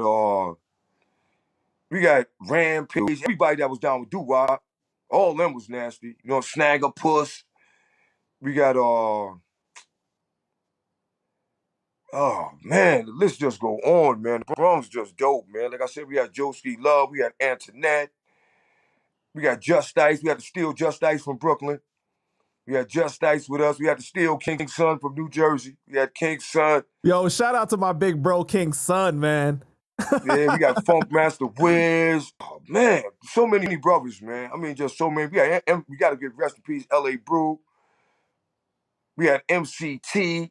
MCT was nasty. That was my cousin. He was wicked, man, but he never took it to the record, to making records, man. But T was nasty, man. T was taking brothers out everywhere. We had about 12 sets of disco twins. So you say disco twins, every neighborhood in the Bronx had a rapping group called the Disco Twins. So you got to say, yo, the Latin disco twins from Kingbridge, or the black disco twins from Fordham Road, or the Latin disco twins from 194th. You know what I'm saying? Everybody had the disco twins. And yeah, man, we just had so many different groups. And the Kid Caprice, because Kid Caprice used to be a rapper before he started DJing. So we got Kid Yeah, he Caprice. just started. He rapped on that Rolling 200 Deep. Yeah. Yeah, he used to be down with my boy Funky Fresh and Loving them. They was nasty. We had Manny. The Bronx, like every block got a DJ. And like some MCs, man. All of them. You know what I'm saying? So that kept us alive. I gotta give big up to Scott LaRock.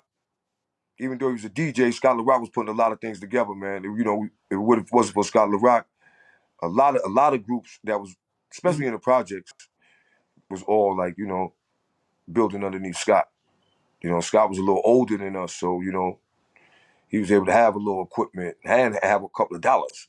You know what I'm saying? Where he could buy this and buy that and you know, help you make your dream turn to reality. You know, we have Mo Love, Said G.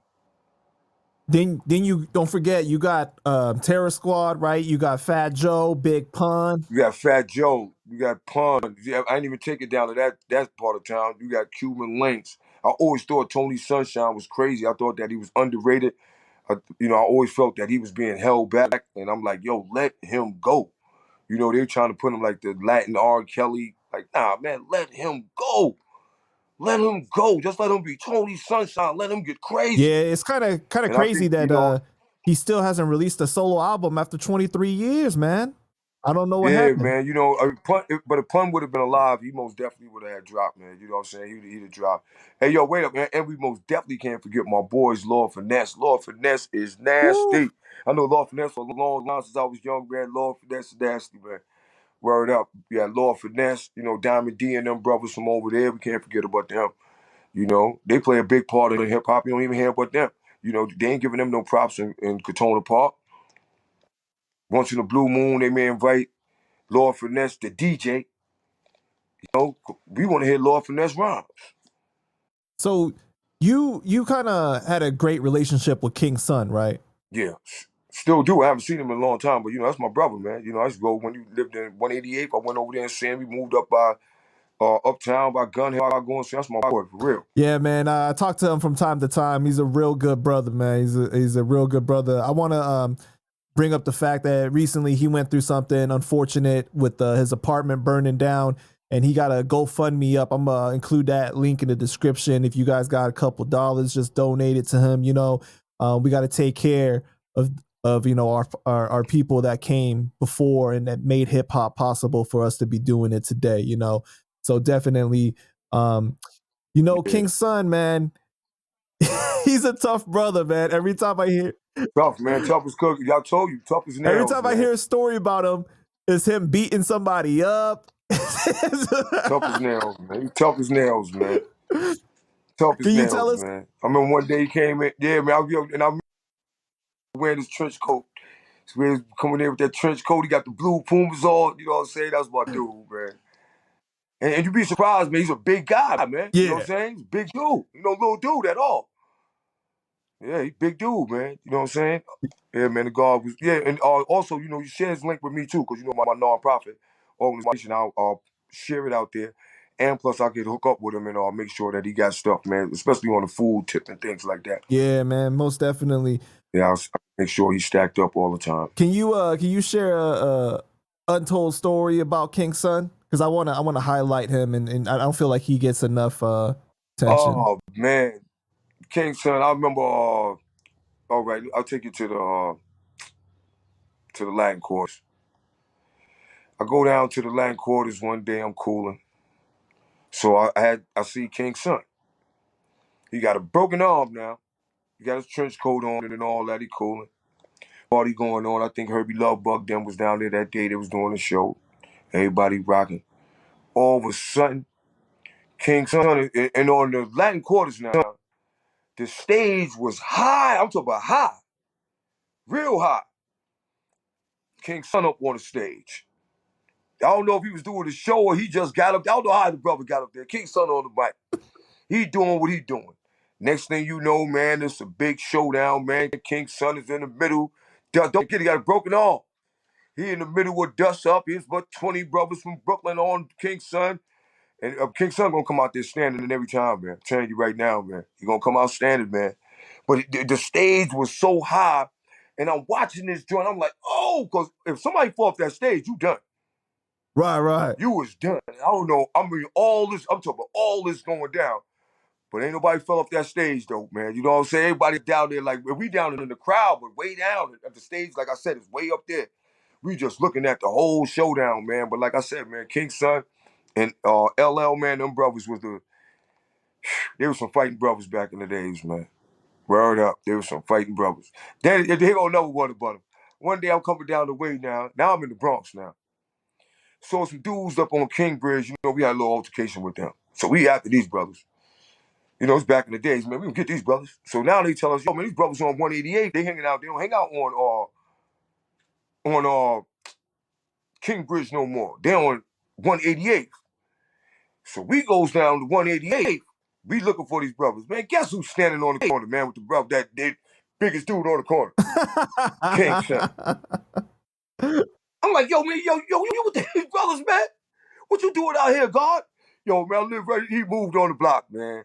So we had to squash all that beef, man. You know what I'm saying? We had to squash that, let that go. But to today, I can't still understand this. And my boy Fat D got down with them too, so we had to let that go. Now you had King's son and Fat D down with them, man. So it was over. But I never understood this. The name of this group was called the Fordham Road Boys, right? But they was on Kingbridge when we first started the beef with them. When we first had the beef with them, and then they moved their location to 188th in Valentine. But they never was on Fordham Road. Like, how's y'all Fordham Road Boys? I just look, there was one block. On Kingbridge is 2 blocks past Fordham Road. And then they went back when they came, they went over Fordham Road to go to 188th. Like, why don't y'all just stop on Fordham Road? I never understood that, man. But that squashed that right there because King's son moved on their block. He lived right there. Big D moved on their block too. So they was down, man. So, that squashed that right there. But I couldn't believe that was King's son standing out there that day. Man, it's crazy. I interviewed the sick one from the Terror Squad crew, right? When it was just the street crew, and he would say that like King's son would show up in a limo with machine guns and stuff. Like King's son was wild. Oh, man. Man, roll the clip. King's son used to hang with us heavy, right? And I talk to him all the time. did King's son ever tell you a story of how he rolled up to Forest in a couple of limos with a bunch of mute guys and all motherfuckers came out with guns at niggas? No, I don't think he told me that one. Talk to King's son about that. About the time he had beef with somebody. I don't know if he wants to say who the beef was with a person, but he rolled up to Satan Ave right in front of the video store. And he had I think it was a couple of limos. I'm telling you, motherfucking Puerto Ricans used to roll up in limos back in the days, B. Word up. And they rolled up. Motherfuckers came out with like Mac 11s and all kind of shit. And most of them were mute. They couldn't even talk. It was the most gangster shit I ever seen. And yeah, man, it was a beef that happened back in the days. And you talk to King Son about that. That was crazy. Yo, man, the God, man, you know, man, yo, man, oh, King Son, man, you know, him and here go him and Just Dice is another one too, man. That's my brother too, Just Dice, man. You ain't want to mess with them brothers, man. You know what I'm saying? You know, them brothers, and both of them they some big brothers, man. But they was big, cool brothers. That was the whole thing. And plus, you know, they were God bodies. So, you know, he righteous, I'm righteous. Just Dice is righteous. So we always righteous. So, you know, I was little, but, you know, always was getting it in too. But I was able to build with them because I was righteous. You know, and I always was on my dean and always sharp. So, you know, I've fit right in with them, man. You know, I got this big dude over here, this big dude over here. We rolling, man, you know. But King Son, you know, that, you know, it's a blessing. And that's another thing. They held King Son back so much, man. You know, King Son with the Hey Love, he was down with Fat Joe and them. You know, he supposed to came out with his joint on that joint, man. You know, and things didn't go right. He had his album ready. Everything was ready. I just knew he was coming out, man. You know? Yeah, man, there's some controversial things that happened with that situation, you know. Yeah, Unfortunately, you know what I mean? Son yeah. told me some of that stuff. You know, I'm trying to get him to do an interview, but I don't know. He being a little resistant to that. But shout out to King Son, man. I got so much love for that brother, man. He showed me a lot of love. Yeah, King Son, you know, I ain't, but even back in the days when we used to be, he wasn't really like ain't doing too many interviews and stuff like that. Yeah. You know what I'm saying? Yeah, I don't think the God really into too much interviews and the spotlight on him. You know what I'm saying? You see him in the magazine here and there, He but got a lot of stories though. He got a lot of stories, man. It's crazy. Like he just call me and tell me a bunch of different stories just randomly, but man, he's a great guy, man, for sure. yeah, man. Yeah, most definitely, man. Yeah, man, we just got to try to get hip hop back to where it was at, man. And, you know, get it back to each one teach Mm-hmm. one. That's how it started, man. Then, you know, these brothers took it to each one beat one. So we got to get it out of that each one beat one era, bring it back to each one teach one, start networking, people start helping each other out, man. And we can start doing some things. And here go another part too when hip hop started going down. When we was young, it was all groups. You notice this whole conversation, we naming groups. The Crash Crew, the Cold Crush Brothers. You know what I'm saying? The Fantastic Romantic. We naming groups, man. You know what I'm saying? The Force MDs and all these brothers groups. Once the gatekeepers started getting in the middle, and once you started getting these guys like the Puff Daddies and the Andre Arells and all these dudes, they started taking the group out of hip hop.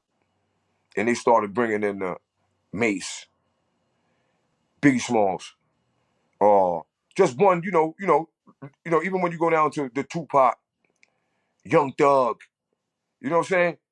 Lil Durk. It's just one person, you know, where hip hop started on really groups.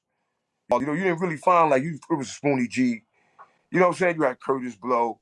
You had like here and there, like that was one soloist, but the majority of hip hop was like groups. And now it's like no groups. You know, the Locks was like the only group, and then the Locks ain't really together no more, you know, like that. But you know, they'll try to get together, do that. But I'm talking about like we have no groups. Then the Dipset was there for a minute. But we don't have no groups, you know what I'm saying? And that right there put a lot of selfishness in the hip hop, where it's only you. So it's me, me, me. And I'm why but me. Because I was only me. I'm a soloist. I only got why but me. Right. Whereas in that group thing, it was more I got why but us. You know, we gotta be sharp. We gotta know our dance moves. We gotta make this a hit. So the music gonna be stronger and more better because it's coming from a more compact, you know, more people from more different You know what the angles. beautiful thing about that is we getting on together. That's more people Yeah, coming out the hood to be successful together. yeah. The woo. You know what I'm saying? So you ain't too hot. Y'all, I'm hot. I'm a rock, drag you in. Or your verse may be the hottest on this song that keep the song rocking. But we always rocking because somebody's flow was keeping it going. You know, whereas if you a soloist and now your flow, your buzz ain't really there. Your buzz, you know, you just boom, you gotta try something all new and come back. You may not never be able to come back. But you appreciated the differences that each You know? person brought to the group. Yeah. And you was waiting for it. Yeah. You know what I'm saying? Like you listen to the Woo, I'm gonna use them as an example. Nobody sound alike. So you hearing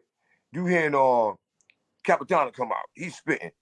And then you see Ghost face like this, you can't wait for him to drop his verse because you know his verse gonna be totally different. And then when the OD beat him, and then it also gives the fans the ability to like, I don't like this song, but I like this song because I like Method Man verse. Mm-hmm. Or I like the ODB verse. You may not know nothing else in the song, but when the ODB verse come on, you know that whole word for word. But if you didn't like that, now you like that song. But if a soloist would have made it, you wouldn't have liked that song. Like, nah, I don't like that. But I like, I don't really mess with that song, man. But ODB got busy on there. That means you still listening to it. That means that you probably bought it because, in some way, you like it. Did you ever have a chance to meet Big Pun or have any interactions with Terror Squad back in the days? Yeah. I met Big Pun, man. I met Big Pun a couple of times. Like I said, one of my brothers and Randy, me and him built a barbershop for Big Pun and Uncle Dan on 3rd Avenue. That's like 3rd Avenue and 152nd, 153rd. Wait, for Big Pun or for Fat Joe? It was for Uncle Dan. I think it was for Uncle Dan and Big Pun. I don't know because I think Fat Joe had the sneaker store down the block at the time. Yeah, but Uncle Dan is Fat Joe's uncle. I know that. Yeah. I know that. I know Uncle Dan is Fat Joe's uncle. Yeah.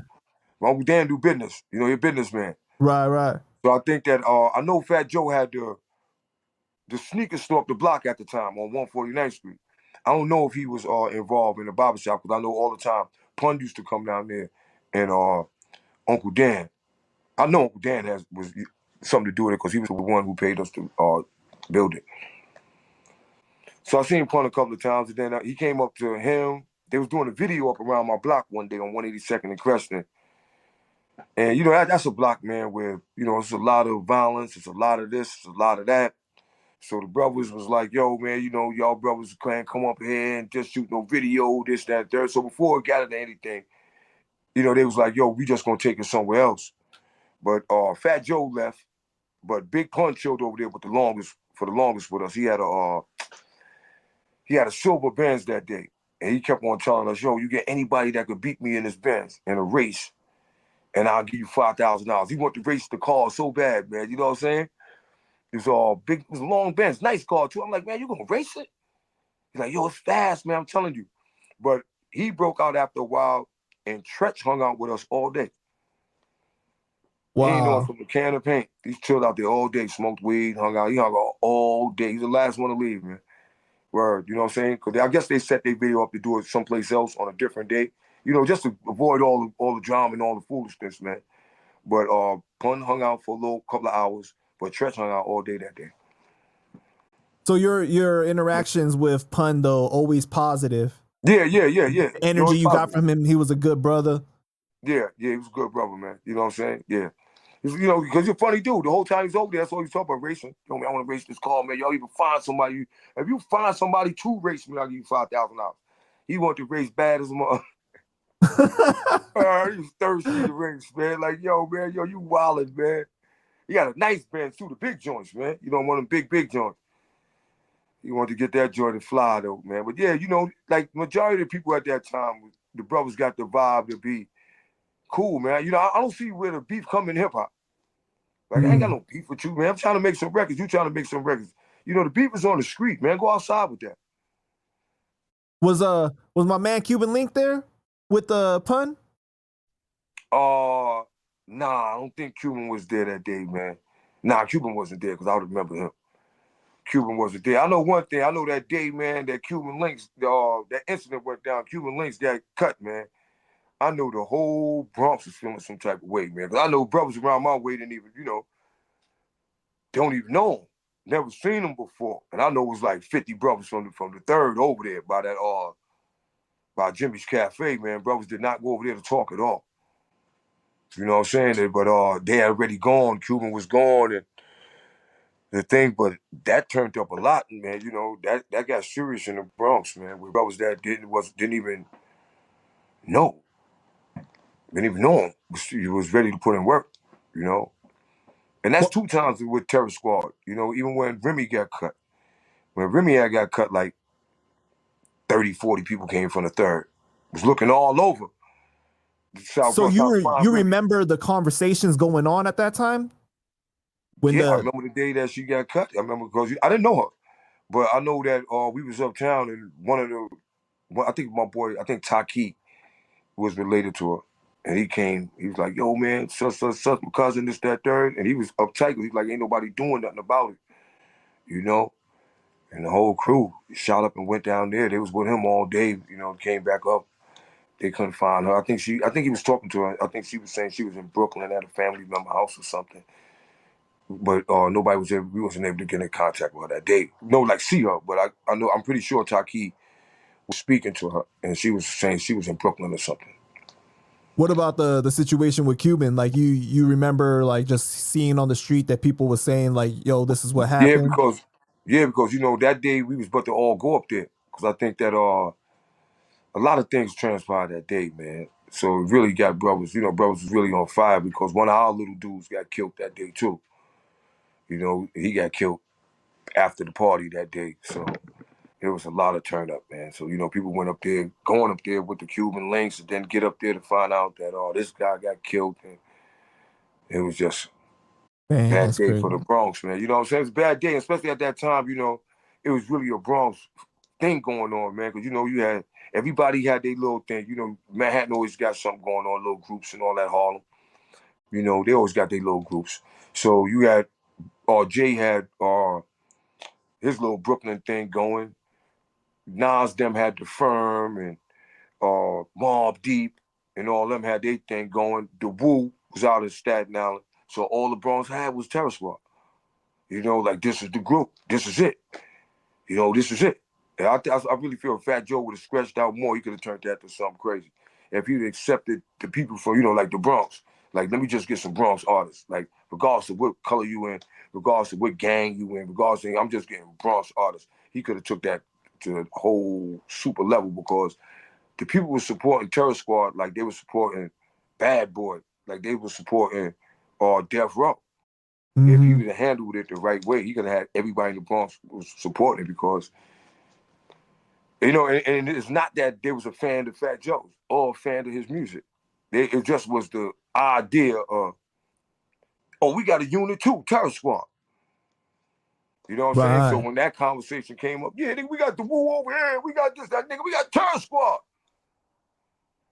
We ain't had to hear a record from them. We ain't had to do nothing. We ain't had to go to a show, but they had a lot of supporters. You know what I'm saying? If it was supporters in the show or it was there, they didn't have to go to the show. Probably never went and seen a Fat Joe show. Probably never even got a Fat Joe record, but most definitely was representing Terror Squad. Yeah, man. I always say that like that the Terror Squad group or record company in general could have been so much bigger. It Yeah, didn't man. reach its potential, right? Unfortunately, for all the various reasons. But it's sad, man. It could have been. I could have seen Joe being like a Puerto Rican Diddy, like on that level, Yeah, having that status, you know.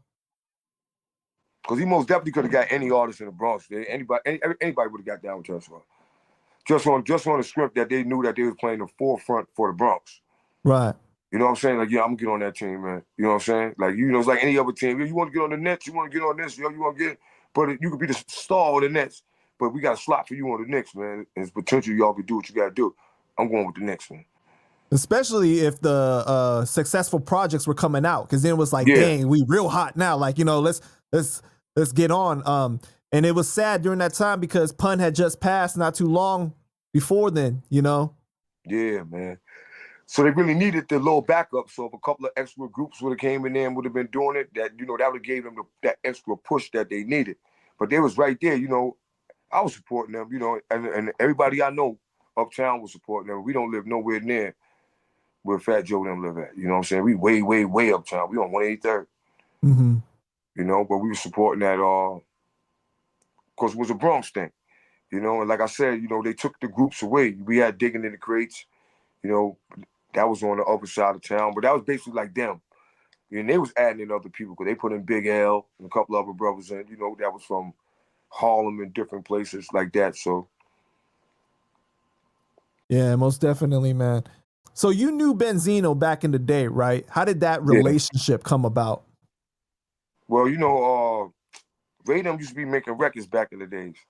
And then, I made Raps New Generation. So we all used to be bumping into each other here and there. Are you talking about RSO, right? At this Yeah, time it was RSO? RSO, then my boy Made Men. Ed OG and the Bulldogs was out there, they was cool. And then I knew some dudes out there, the Carter crew. So they used to be out there hard and coming from Connecticut too. So with that mixture and all of them, me and Ray used to be seeing each other here and there. And then once he got the Source magazine, one of my little brothers was working there. He was the barber. And I still, go to a couple of his parties and things like that. And that's how I bumped into Ray again. And then you ended up becoming a writer for the Source for 8 years, right? How did that opportunity come? With Ray getting me uptight, boy, I would have smoke coming off me, man. I had smoke coming off me, man. But Ray is Ray, man. He ain't doing it intentionally. Until the day, he probably don't even know that I had smoke coming off me. I see him. So we go to the party, right? They had a party for, I think it was for Nas. And Hennessy had a party for Nas. So we go to the party. They're like, yo, man, Ray, and then Ray wants you to come, such. I said, I'm going to go down there. I'm going to go to the party. We're in the party. I'm with the guy that plays Steel and Belly. I'm talking to him. Me and him kicking it, Willie. We kicking it. So Ray comes through and he asks me, he said, yo, keep on, man. Do you be reading my magazine? So I was like, nah. So he was like, yo, why you don't be reading the magazine? I said, man, because every time I see your magazine and read it, it got the same people in there, man. All these same young dudes. And this is the time when Jay-Z was out and, the Wu was out and all that. But, every magazine, they was on every magazine. No disrespect. I love them to death. As you can see, they're gods.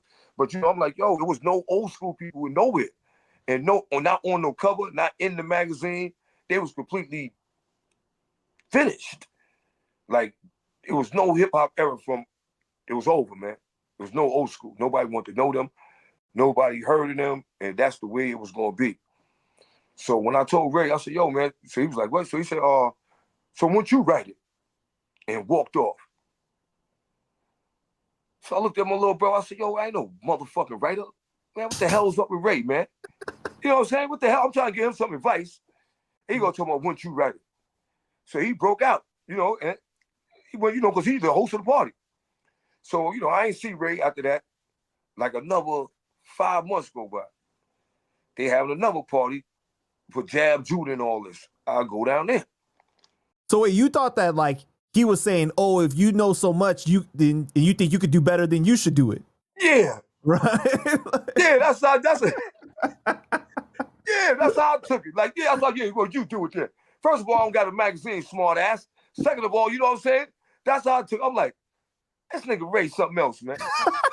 But I'm looking at it, and then he walking off and shit. You know what I'm saying? He walking off because he's the host of the party. And he going out, like something happened, and then they just disappear into the sunset, to the smoke. Right. That's how it happened. So, you see the smoke behind him and all this. Like, God damn, Ray, you ain't have to come at me like that. 5 months go by.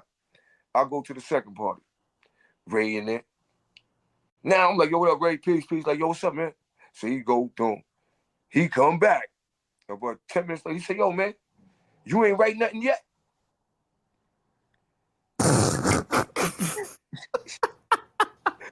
I'm like, yo, this nigga really playing games, man. Yo, I'm like, yo, man, what's up with you, man? He like, yo, for real. He like, yo, for real, Ken. Write it. You the one talking about it, write it. I said, all right, Ray, man. All right, man. All right. So I'm going home. I'm like, now this nigga know I ain't no writer, but he gonna tell me to write it. I'm gonna write it. And then I just started coming up thinking what I'm gonna do. I knew my boy Teddy Ted. He had just came from Romania. Big shout out to Romanian Teddy. Teddy Ted, Romanian Tony. Teddy Ted came out. His name Teddy, but he made a rap record named Romanian Tony. Well, you don't change your name, but why you can't be Romanian Teddy? You know what I'm saying? Well, my boy Teddy Ted, I knew he'd take good pictures. So I was like, yo, Teddy Ted, if I write the story, because I know how to write. If I write the story, you take the pictures. And that's how the icons became, me and Teddy Ted.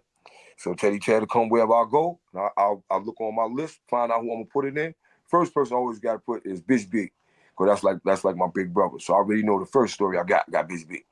Second story is Curtis Blow. And when AJ was alive, third story is AJ. That's guaranteed. And then from there, I'll work on and start picking up everybody else. Same thing when I got with the Hip Hop Weekly. That's my rotation. And there ain't nobody going before Busy B, period. And then after that, I'm not even in the magazine before Busy B. That's how much I respect the culture. Look, when I work in the Source magazine, I get 3 pages. The pages at that time like $5,000 a page. I never try to charge nobody a penny on my pages. Everything was always free. Everybody. I put in Elisa, but I put it in order. Everybody had their order in. And then I put me and my boy to classical too. We was in the second year when I put myself in there. Because that wasn't what it was about. It was about the icons. And I had to go on my part. And I'm not going to put, I'm the one in the magazine. And Ray is my boy. And I'm be the classical too. We got to be first. No. The people that was there first is going to be first. Or this is a fake icon issue. This is a fake thing from the gate. So I wanted it to be like that. So if you even go through all the icon, old issues, in the Source, you will see the history is how the history is supposed to be. So all 3 pages were about one specific rapper at a time. Yep. Okay, that's dope. Yep. And no. Like it'll be about that whoever that group was. So it was a group. Like I did the Cold Crush. I did the I did the Crash Crew. I did all of them. You know what I'm saying? I did everybody. So if you a group, then I'll summarize it as a group, and then I'll be asking all of y'all individual questions. You will get to get your quote on. Everybody gonna get their stuff off. I'm gonna put down how the people could contact you. I'm gonna put down everything about you. I'm gonna put old pictures and new pictures of you. And I just always tell them, I'm gonna take the dust off you, man. Because they was always like, yo, what we doing this for? They didn't even know what they was doing it for. Yo, why we doing this, man? Man, I'm taking the dust off you, man. People need to know who y'all are. We the #1 magazine. You gonna get some dust off you. And they all did. That's amazing, man. They brought them back. They all start doing shows again. They all start doing this. They all start doing that. You know? Was this every single issue or like certain issues only? Every single issue. Wow. Every monthly I had somebody different in the icons. Somebody different was in there. Monthly, every month. You know what I'm saying? Somebody big page too. You was big on it. Everybody knew you was on there. You know, and you had a slot on the front page let you know, oh yeah, such the icons, it's such, look out, all that. You know, and it had it on the other, letting people know who gonna be next month. So you got promoted that month, the next month, you #1 magazine, and everybody got into doing something. Caz wasn't doing nothing. Zero. One thing I want to commend Benzino on, right? I feel like he's oftentimes real misunderstood because he gets real angry and then people just take it how they take it, right? But I think deep down he's a real good brother because like he sees things in people that normally wouldn't get an opportunity to do something if they off the street, whatever. He just gives it to them like, yo, won't you do this? Yeah. You know? You gotta figure like Ray is used to being a millionaire. Ray is a big boss. Like, you know what I'm saying? He owned Source magazine, owned record labels. He did so many different things. I was living in Miami when I was out there with Ray and them, and they owned the mall. Everything in the mall, Ray them owned. They owned the barber shop, they owned the soul food restaurant, they owned the smoothie shop, they owned the club. They owned everything. So, you know, Snops and Pops used to ride with Trick Daddy Pops. They out riding boats in the daytime, man. Daytime, they out fishing on a boat, cooling out, man. So Ray is like used to a different thing, and he used to being a boss. And then like right now, he's going through the trial and tribulations. And to have people talk to you like, you know, that never been in, like he said, you never been in my shoes. Like you couldn't even walk from here to 10 steps in my shoes to be here talking crazy to me and to be here trying to judge me and say this, that, and the third about me. And it's crazy, man. You know what I'm saying? It's crazy. It's like right now, if you put somebody like the category of Mike Tyson or like Donald Trump, and they was the like, you know, going through a little trial and tribulation monetarily, and then you got any old Joe Baloney just walking up to them thinking that they could just talk to them anyway. Or just, oh yeah, you ain't getting no money. Yeah. Yo, you never seen the amount of money that these people had. You couldn't dream about how much money that done touched, and he done put in to make these labels and #1 magazine and this, that, and third. That's out of your ring. So for you to be over here trying to judge this man and trying to down talk him and trying to talk about he culture vulturing off you, you are insane. You are insane. That's what you call insanity. You have not looked into that. You know, that's like me walking around saying, yo, word up, man. That dude, Donald Trump, he hating on me. Hating on me? Like, come on, cut it out, man. You know? He just going through a bad time. Yeah. Yeah, you know what I'm saying? Just going through a bad time was, you know, basically when you going through times like that, man, he just need to fall back and get some self-time. He get some self-time, he get his mental right, and then come back. You know, you can't keep on trying because you're already going down and you keep on trying with the little energy you got, and it's just double weighing you down. You just need to go re-energize altogether, man. Let's go fall back, leave everything alone, and just re-energize and come back. 6 months to a year, man, come back. A brand new man and do what you gotta do. But you know, you gotta be, you know, you got this he's a big CEO, he's a big boss, man. You got guys that, yo, homie, you got a master, whatever you call that little label that Steve Stout got, you on that label, man. And you talking to dudes that like can't compare that, man. You know, you get beats from YouTube for free. Yeah, you get free YouTube beats, man. Free. This dude done went and gave producers $2-3 million, man. Y'all got $2-3 million check for you, man. I need you to produce 5 songs for such, such, and such. And I got another $2 million for this guy to produce 3 songs for such, such, such, such, such. This man done did these things, man. You got dudes that can't even pay for a YouTube beat trying to judge and tell him how he should run his life, or how he should take care of his kid, or what he should be doing business-wise, or how he should be doing for money-wise. Like, this is out of your league, man. You know, and people think that they use that freedom of speech. Oh, I can say what I want to say. I can say, no, that's not what freedom of speech means, man. Nah, freedom of speech means you can talk, you can say all that. That don't mean that you can say whatever you want to say to me. That don't mean that you can say whatever you want to say about me. Nah, you can't. That's not freedom of speech. That's called you disrespecting me. That's called you being in my business. That's called you violating me. That's not freedom of speech. Freedom of speech is when you just speaking. You're not offending nobody. You're not threatening nobody. You're not, trying to bash nobody. You're not down to nobody. Then you got freedom of speech. When you're doing all them things, that's not called freedom of speech. It's called exactly what I said it's called. It's called you just bash somebody. You just down somebody.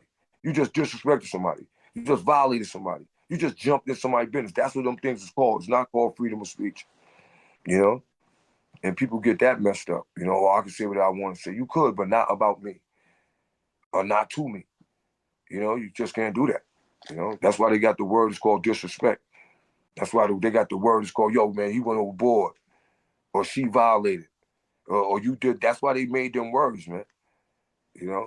So did you end up leaving the source before it folded, or you like wrote it till the wheels fell off? Nah, man. You know, Ray always told me from the beginning, he said, yo, as long as I got anything going on, you always got a job. You know, so I was with the source all the way to, whatever happened.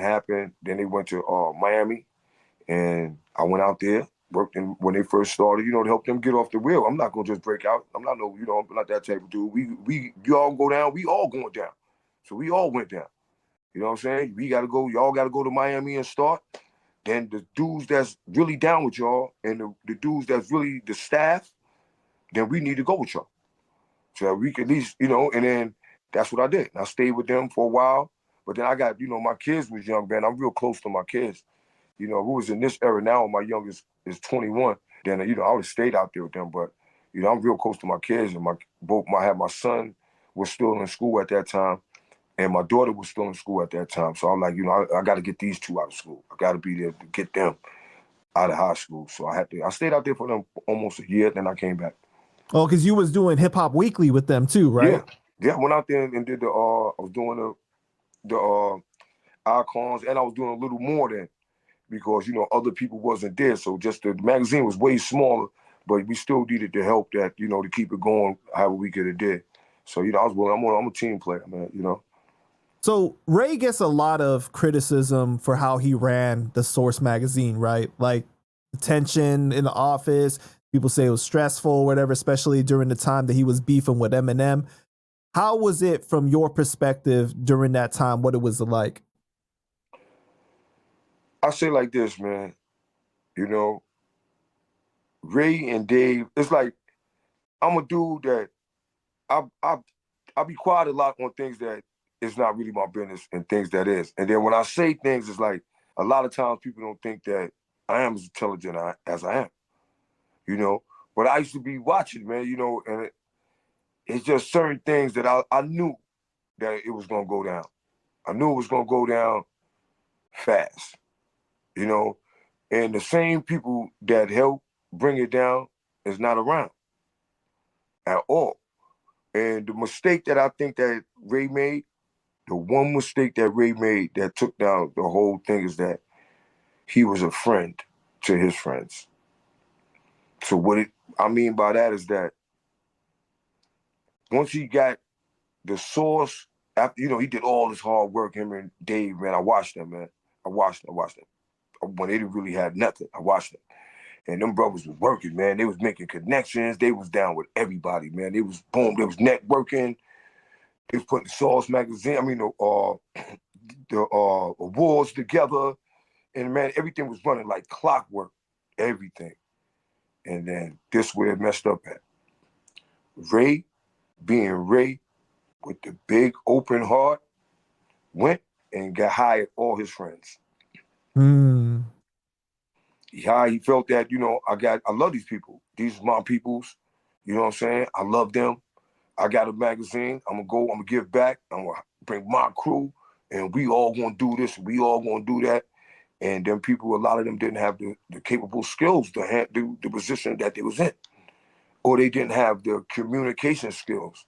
Or they didn't have the people skills. You know what I'm saying? Because you're putting street people in a job to deal with hand to hand.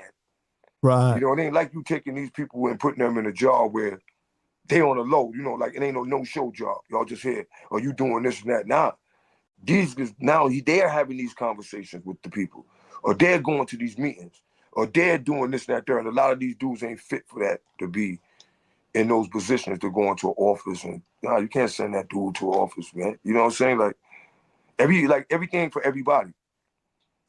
So I That's think facts. that him being a good friend was the thing, because it was people that was coming that, you can't handle that position. Like I can't send, like everybody got, boom.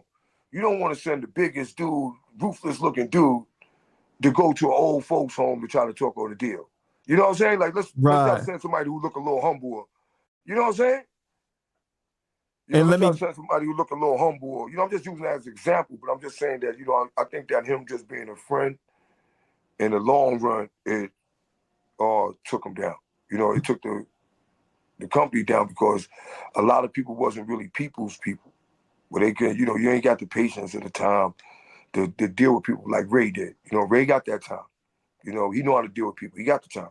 Dave know how to do that. Dave was in, one of the smartest colleges in the world. So he know how to deal with people. He got, he know how to relax and all that. And a lot of them brothers just didn't. and let me guess. It was all good just a week ago, and then they disappeared on him.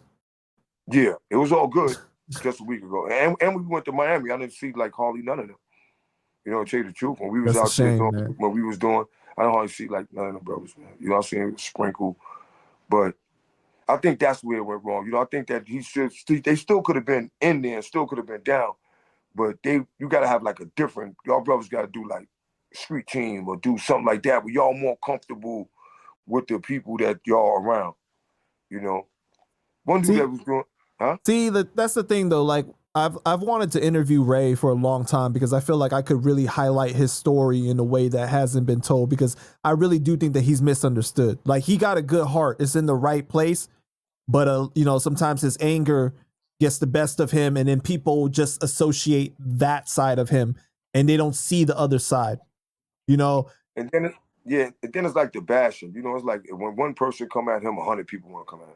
Oh, this, that, there, this, that, there. Oh, how about this? How about that? It's like, it's too much, man. And then especially for, like I said, man, he used to being a boss. He used to taking care of this. He's doing that. He's doing that. Ain't nobody barking on him, man. yeah. You know what I'm saying? Ain't nobody barking on him. You wasn't barking on me in the streets. But now you just got anybody on YouTube. Yeah, yo, yeah, nigga, you a sucker. And I'll do this. And you will not do that to Ray.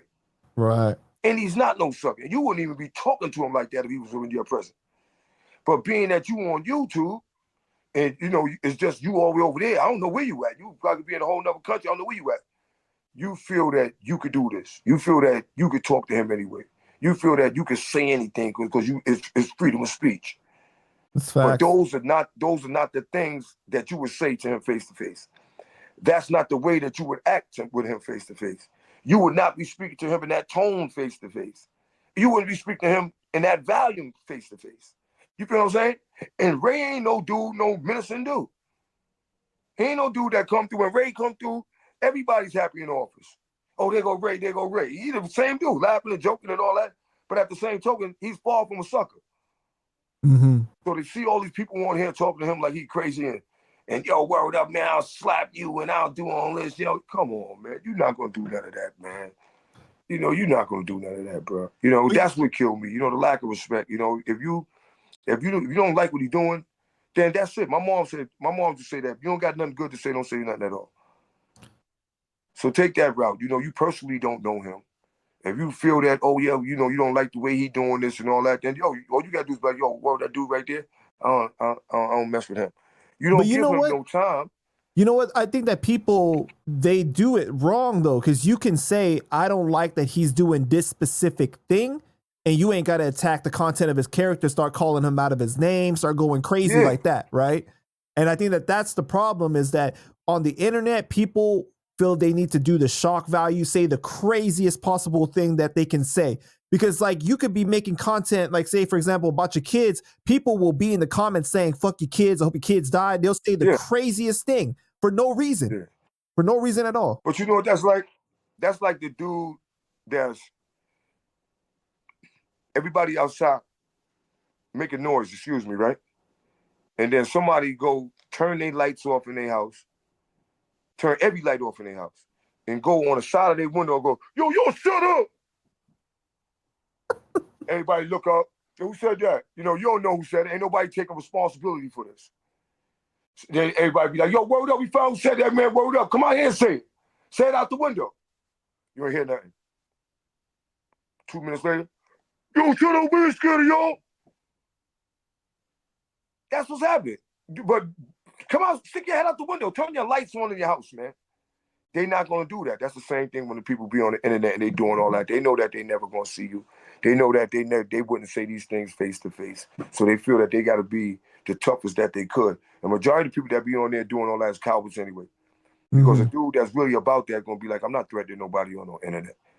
You know what I'm saying? I'm not going to do none of that because I'm not going to go to jail for that. You know what I'm saying? And only people that they know 99% of the time that they're not going to do it, they could do that. Oh, yeah, I'm going to do this, yo, F you, yeah. Because they know the police coming to them, they're going to check their record, and they never even threw a lollipop at a candy fight. So, you know what I'm saying? They ain't getting arrested for it. When you look at the last 50 years of hip hop, right? Were you happy about the celebrations that they have for, you know, like at Yankee Stadium? Fat Joe brought up KRS-One, and like, I mean, like he paid homage to him, you know what I mean? Like that was good, right? Nope. The reason why I said that ain't good, didn't Fat Joe live in Miami for the last 20 years? Don't KRS-One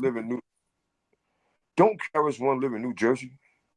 Wasn't Fat Joe walking around for 2 decades with an I-95 South chain on charm? We I-95 North.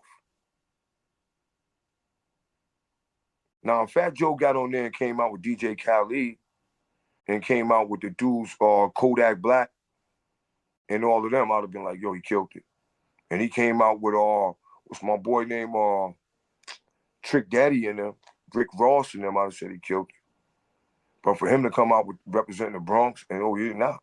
You was out there. But see, this is the part where I keep telling you that people forget the eras in hip hop. You forgot you lived in Miami for 20 years?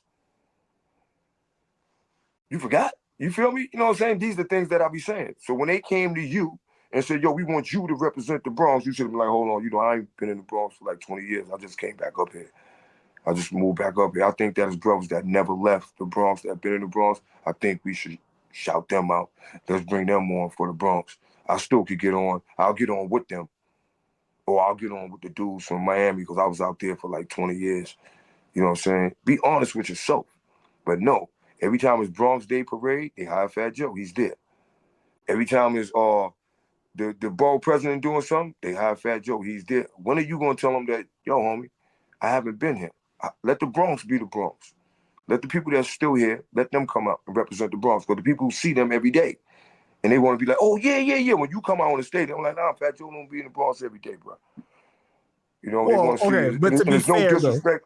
There's no disrespect. I think he does have a place in the Bronx still, and he lives like, you know, in both places.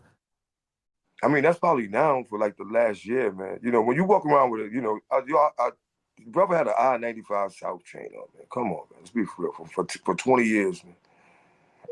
Let's be for real, man. You know what I'm saying? Let's just keep it gully. Let's get, you know, we're going to call it like we call it. You know, I love Fat Joe them. I love Bronx hip hop. I love all Bronx artists, but at the same token, I'm a realist. I just keep it real, man. You know what it is, man. You had an I-95 South joint on.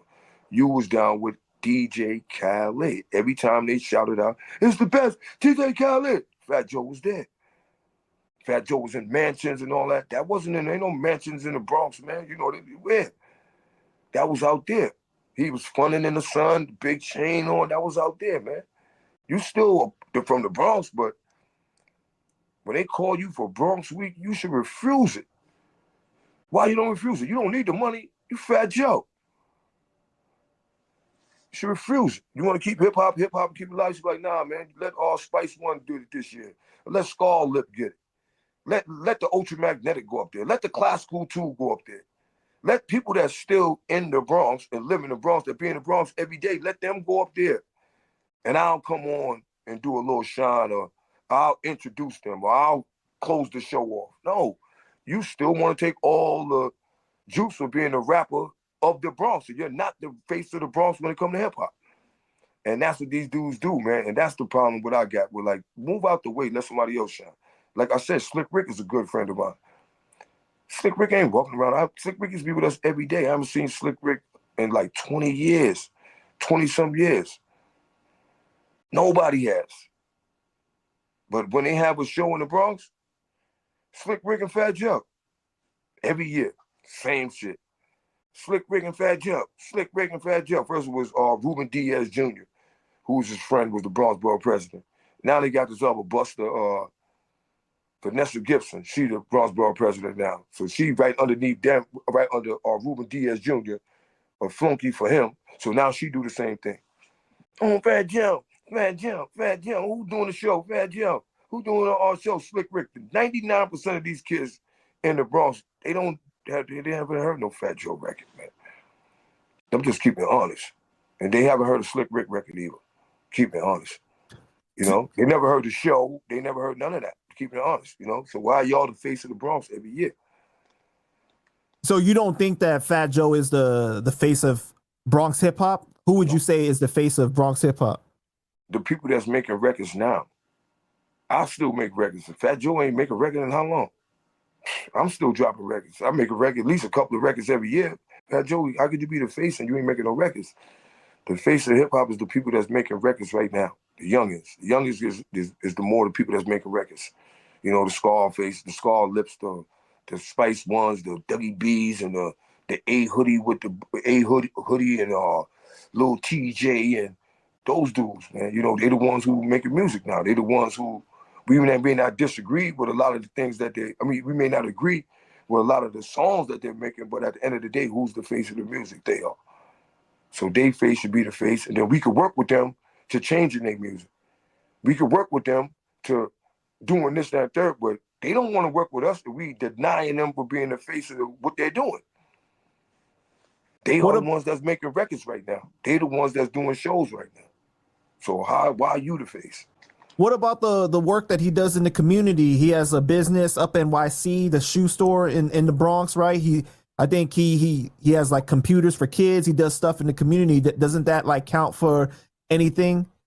Oh no, I'm saying you know, whatever work Fat Joe do, you know, I'm not taking nothing from him now. You know what I'm saying? I'm not taking nothing from him. He putting in community work, then he putting in community work. But a lot of people get the they get it misconfused. They get it confused, you know, and they think that if you open a store in the community that you're helping the community. I mean, you helping a couple of people in the community, but you're charging a fee. It's different between, like, I got a nonprofit organization. So when you come to our pantry and all that, everything is free. When you come to our programs, it's free. When you come to our circus and our Halloween, everything is free. We don't sell nothing. So we could actually say we're giving back to the community. If you got a price tag on things in this store, you're not giving back to the community, we're buying it. I hear what you're saying. Because you feel me? We're buying it. We're spending money on it. You know what I'm saying? You may be bringing the things that we like to the community, but it's still a deal. We're giving you money in exchange for the product. It's not, you're not giving us nothing for free. some people from the community may be having a job at the store, but then like shoes are like a couple $100 and everything. And yeah, I hear what you're saying. Yeah, you know, that'd be good. You know, one or two people got something in the community. I mean, you gave them a job. That's good money. You know what I'm saying? But at the same token, you don't got to take money from the community to get them a job. I got a nonprofit organization. I could call the city and hire 20, 50 kids, and the city will pay them $15 an hour. I don't got to open a store and make $50,000 a week and say I'm helping the community and get two people a job that I'm only paying $1,500 a week. I can go to the city and get them to pay them, and I could just do whatever I'm doing and give back to the community. So, you know, it's good that they're giving people the jobs, they're helping out, but we got to stop letting people tell us what something's supposed to mean when we know the definition of what it actually do mean. You know what I'm saying? Yo, I'm giving back to my community. Oh, yeah. I'm going to open up a store that's going to sell them something. I mean, you're selling something to the community. You're not giving back. The word give means that you're giving. You're not looking for nothing in return. The word sell means that you're giving and you're looking for something in return. So they're bringing more businesses to our community. Big up on that. But giving back to the community, that's not what that's called. That's called you're bringing more business. You're bringing like a different business to the community, maybe a business that the community like, maybe things that the community want, but you're bringing a business to the community. What about Joe bringing up KRS-One? I mean, he's one of the biggest rappers from the Bronx, right? No. I mean, I'll just say that because, you know, I live in the Bronx for 55 years. I never went to school with nobody that said they went to school with KRS-One. I never went to a block that somebody said, yo, my sister used to go out with KRS-One. I never went to no building that they said, yo, KRS-One used to live right next door to me. So, you know, as far as I'm concerned, you know, KRS-One was in the Bronx through Scott LaRock. You know, I don't know where he's from, honestly speaking, but I know it's not the Bronx. I've been living in the Bronx for 55 years, man. I don't know what block is he from. And he's viewed as the teacher. A lot of people in hip hop view him as the teacher. What do you think about that? I mean, KRS-One, when they asked him about the Africa Bambaataa situation, you see the approach I took. I don't know. I wasn't there because I'm not, you know, I wasn't old enough. But I'm not co-signing it, and I'm not going to say Poppy them is a liar, and I'm not going to say that Ron Savage is a liar, because those are grown men, and I don't see that they got a reason to lie. But then again, it wasn't in court. That's how I'm taking that. KRS-One said, oh, like, you know, basically let it go because whatever Africa Bambaataa did, that you let that go because look what he did for hip hop. Yeah, if I'm not mistaken, he called Hassan a Fed too, or something like that, right? Yeah, he called it. All right, he has no proof on that. Do he got proof that he's a Fed? No. That man said something happened to him sexually. Do you know something didn't happen to him sexually? Do you know something that we don't know? You know what I'm saying? Because you was hanging out with Bambaataa a lot too back in the day. So you trying to shield it because maybe it happened to y'all and you don't want it to come out? I mean, I'm not putting that out there. I'm not saying that, but what would make you so confident to say that it didn't happen to Hassan Campbell or it didn't happen to Ron Savage? Was you there? You know what I'm saying? It just leaves you to speculate that you know too much, homie. You know too much. They saying this happened to them. Africa Bambaataa ain't saying nothing. Who are you? Who are you to jump out? You the dude that protect African bottle sexual parts, so you know what his sexual parts did? Like, who are you? You know, he was way out of order with that. You know what I'm saying? And he was way out of order saying that it separate, or we did the contribution to hip hop. I think if he wouldn't have said that, people wouldn't have focused so much on, now we want him out of the museum, we want to close the museum, if KRS-One wouldn't have said that. Because he 100% put him as hip hop, like the forefather of the hip hop, when he could have just went like he was going as just a hip hop artist, and he did a lot of things for hip hop, like Kool Herc and everybody else. Like myself, we did things for hip hop, but hip hop is a big thing. But KRS-One put it like he is hip hop. So being he's hip hop, museum closed. You know what I'm saying? Being he's hip hop, oh, we going against hip hop. Then you have people saying, oh, the whole Zulu Nation is no good. The whole this, that, and the third. All of that came from behind that one statement that he came out and shouldn't have said. Right. You know, that he should not have said. You know, and it also was a slap in the face to any other person that ever had anything happen to them sexually. You know, oh, it's just, that's happened here. Just let that go and just move on to this. What you mean just let it go? Somebody's saying that something happened to them sexually, brother. What you mean let it go?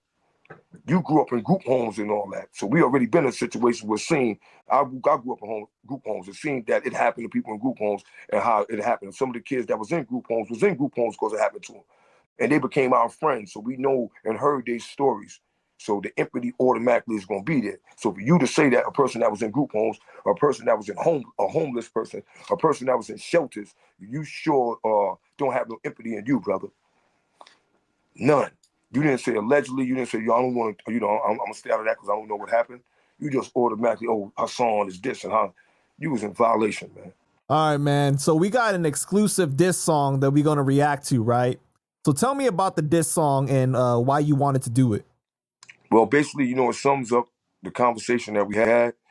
And it's like, a lot of brothers coming out, like especially like Melle Mel and Caz, and they jump out there, oh, I'm the greatest of all time. I'm the greatest lyricist. If Michael Jackson was alive, Michael Jackson would still be making records. If Prince was alive, Prince would still be making records. If John, the dude that was down with the Beatles and all them, he still was alive, he'd still be making records. If Liberace was alive, he'd still be making records. Even James Brown, he still was making records. Smokey Robinson, everybody that's a legend, they still make records. Ron Isley still making records. Everybody that's a legend that says I'm one of the greatest, they still make records, and they made records to the day they died. The greatest don't stop making records for 20 years. Or the greatest artist, I ain't drawing 20 years. Never heard of the greatest basketball player, but you ain't shoot a hoop in 20 years. The greatest basketball player is either they're a coach right now, they own a team. They got something into that. The greatest hockey player right now, you got the golf player, you got Tiger Woods. Tiger Woods is with his son right now. He was caddying for his son the other day, showing his son. He's in the middle of that. How could you be the greatest rapper and you ain't write a rhyme or make a record in 20 years, man? These dudes is illusional, man. So the diss song is going at Melle Mel and Caz, and you feel like they try to claim themselves to be the greatest of all time, but they're not that. They're not trying. They are actually walking around here saying they're the greatest of all time. They're taking all the credit for it. They say it out their own mouth. And like I doubt, I want to battle the brothers, man. I'm taking hip hop to where hip hop started at. When I first was hanging out with them and carrying records, I was carrying it to jams. And every jam I went to, they battled somebody. Every time I carried records for Theodore, and we got to the jam, they battled somebody. Every time I went to T-Bout Avenue, Mean Gene House, and carried records, and I got to where they was at, they battled somebody. So I want to battle them. So how do you feel about, because I already know in the comments people are going to say this, they're going to say, oh, you clout chasing off of Melle Mel Grandmaster Caz, like you dissing the forefathers in hip hop, it's a bad thing. Like, what do you have to say to that? First of all, I made Rap's New Generation. I made Rap's New Generation in 1987, which is a classic hip hop hit. The first verse I said was, sorry, old times. It's time to make way for the Lord K. Born and my man L.A. So they already knew where I was coming at from the beginning. You know what I'm saying? Because at that time they were still making their records, but it was different because they wearing boots, cowboy hats, suits. We was wearing Adidas suits. We was wearing Bally's. We was wearing silk shirts. We was wearing sheepskins. So it was a whole different era right then and there. And from there, we kept on going with our era, like with the rock hymns and the masters of ceremonies and so on and so on and so on. So it's that era changed to this era. It's nothing to clout chase on them about. You know what I'm saying? 'Cause I never left hip hop. They left hip hop. So if anything, they the ones who blocking and gatekeeping and trying to steal other people's clout. Because when the last record they made, you know what I'm saying? Yeah, what record you made? Well, he just did that one diss song to Eminem, right? Melle Mel. I don't think Melle Mel want to take credit for that one, man. So we gonna give Melle Mel the benefit of the doubt and scratch that off his record. So Melle Mel, the last record Melle Mel that made was back when he made White Lines and all that. Because we can't give him no credit for that joint right there. I don't think he want to put that in his catalog. You ain't like it? Nah, the joint was doo-doo. You know what I'm saying? It was like one of the worst records in hip-hop history, man. And his friends shouldn't have let him put it out. You step into Eminem, man. You can't come at Eminem like that. I don't think that he should have been battling Eminem, period, because that's two different eras and two different, whole styles, man. That's like Eminem trying to battle me. I ain't battling Eminem, but, I'm going to go and get some of the youngest from the Bronx and from New York. Like, yo, y'all got to step up, man. You know what I'm saying? And that's why we need the network. Because they the ones who into that new stuff and, what's going on and what's going on. Like, we not in the clubs and all that, man. We could talk, we could try to act like we in there, but that ain't our era. They the ones who doing all that. You know what I'm saying? So they the ones who know all the fly sneakers and the fly, the new jeans and the most of them jeans and designer wear that they be wearing, we can't even pronounce them, man. You know what I'm saying? Yo, look, the older you get, the harder it get for you to pronounce words. So with the words, with the jeans and the stuff they be wearing and the sneakers, man, you just say, man, yo, those are fire, youngin. That's all. Those are fire, man. That's it. You don't even try to pronounce the name of them joints, man. So yeah, it's hip hop is like, it's like R&B. Mr. Biggs make a record here and there. He not trying to take out Usher. He not trying to battle Chris Brown, but he's still Mr. Biggs. You know what I'm saying? Right. Yeah, you feel me? So it's a thing like that. You know what I'm saying? We as the older hip hop, we still got to make records. We still got to come out. I came out with Guns Away. I came out with Wuss Peace. I came out with Puff Puff Pass with Shice Bub. And, we still got to priority hit the youngins with records to let them know that we're relevant and let them know that we always going to have some rhymes. But that's what we used to say when we started. Like, I'm always going to have some rhymes to the day I die. And I'm always... Because that's in your soul. Hip hop, rapping, being an MC is in your soul, right? It don't matter. If some music being played and I'm sitting on the side, I'm going to be like this after a while.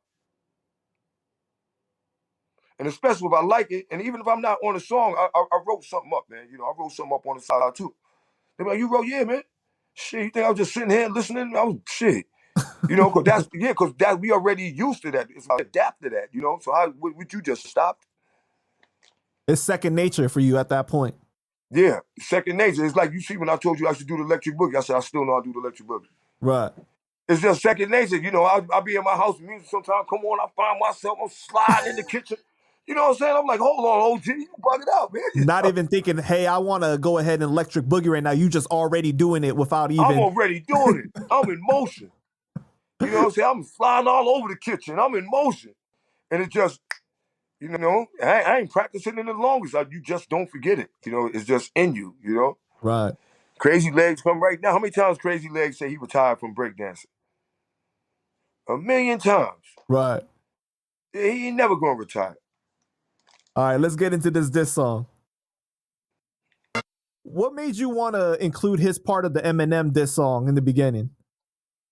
One, I just want to let the young world see that this is the way you're not supposed to sound. Yeah, for real, this is the way you're not supposed to sound. Then I wanted to let Melle Mel and Caz hear the difference between him coming back and me coming back. just for the beginning. Because now I'm one of them rappers that as high as they take it, as high as I'm taking it. Now, if they come out with a record after this, my next joint gonna be super smoke. Because now they gave me more to get on to. Oh, so this is just a You know, teaser. This is just yeah, this is just a teaser. Oh, gotcha. This Okay. just to open up. This just to open up the can of worms. Because once they say something, now I really can feed off of it. Bing, bing, bing, bing, bing, and really go crazy on it. You know what I'm saying? But yeah, I've been waiting for them for a long time, man. I feel that it ain't only me though. Let's get that right. It's a whole host of old school rappers that all got some material and all been wanting to get at them for the longest, because it's like everybody feel like they're getting held back because of them. And you know, people tell them, but it's like they ain't trying to hit. Wow. You know, they go in one ear and out the other, man. Tired of this. The Bronx is back. Let the real talent come out and show. Sorry, old timers, it's time to make way for the Lord gave born and my brother L.A. Your flows are miscellaneous, weak and uncompleted. It ain't bustin' for the younger, they ain't bumping with the speed. Melle Mel couldn't handle Eminem, couldn't hold a candle to that man with a sad way to end. Past his prime time, relying on past time. He was on that white line when he wrote white lines. They were cocaine warriors. Why you do them like that? Um, You do them like that, man. You said that he was on them white lines when he wrote white lines. And they damn sure was, man. You know what I'm saying? And I usually don't be the one that, like, you know, try to point nobody addiction out, because that, you know, that's a sickness. But when I seen that him, you know, coming at Eminem with the pills, yeah, you on pills. All right, that brother went through a problem, man. You know, he don't need to be reminded that he was on some pills at a time in his life. You know what I'm saying? It was going through a era that almost ruined his relationship with his daughter. His mom blew his career. You know, this was nothing that he want to glorify. So being that, you know, you wanted to say what somebody was doing, I just wanted to let him know that we was young and we didn't even know what white lines was until you introduced us into this cocaine. You know, you didn't give it to us, but we never heard of that. And that's probably why our moms wouldn't let us listen to that music. Like, you don't bring that in, don't bring that in. But as I got older, I realized what white lines was. Like, oh, hold on, homie. You know, like, you was way out of order. But nobody went back and ever like, oh, they did this, they did that. So I feel that, you know, he shouldn't have been doing it. So you felt it was a bit hypocritical for him to say something about Eminem's drug addiction and everything when he's like participated himself. Exactly. You know what I'm saying? You also was making records about it too. You was glorifying and all that white lines and all that. You was glorifying it too. So if Eminem he just was doing it on a different drug and in a different way, but at the same token, y'all was doing the same thing. You know what I think that is crazy too, because like when you're from the hood, everybody knows somebody that's been addicted to something. Your friend's mom, people in your own family, and I don't think it's really something to make fun of or judge somebody for At all, man. You know, because like you said, At all. It's an issue. A lot of times, you know, when you come from the hood, it's like you're not taught how to properly cope with things, and sometimes you make a mistake, right? And it could just be that one time that gets you hooked forever. And sometimes, man, you know, the things that the people went through when they was on that and through that era of life, they don't never want to be reminded of that, man. You know, especially that, like some females and all that. You know, when they were going through drugs, they had to probably be selling their body and doing all this and doing all that. Probably got raped in certain things and certain because they was in the wrong place at the wrong time, because they was getting high or fell asleep somewhere all high up. You know, that was the worst part of their life, man. And now that they're over it and trying to go on, they don't need to hear that, man. Yeah. You know, the last thing they need to hear. Cocaine cowboys, they quiet in this new era. They don't make no noise. Gold chain, fake, suit, fake. How much more of this bullshit can hip hop take? I put them in the Source magazine. That's all time. It's on the part that made the Lord await online. I despise their kind. Slime. Now they talking, but they the greatest of all times. Ha ha ha. Ain't that quite bizarre? They messing with the best. I leave them bruised and scarred.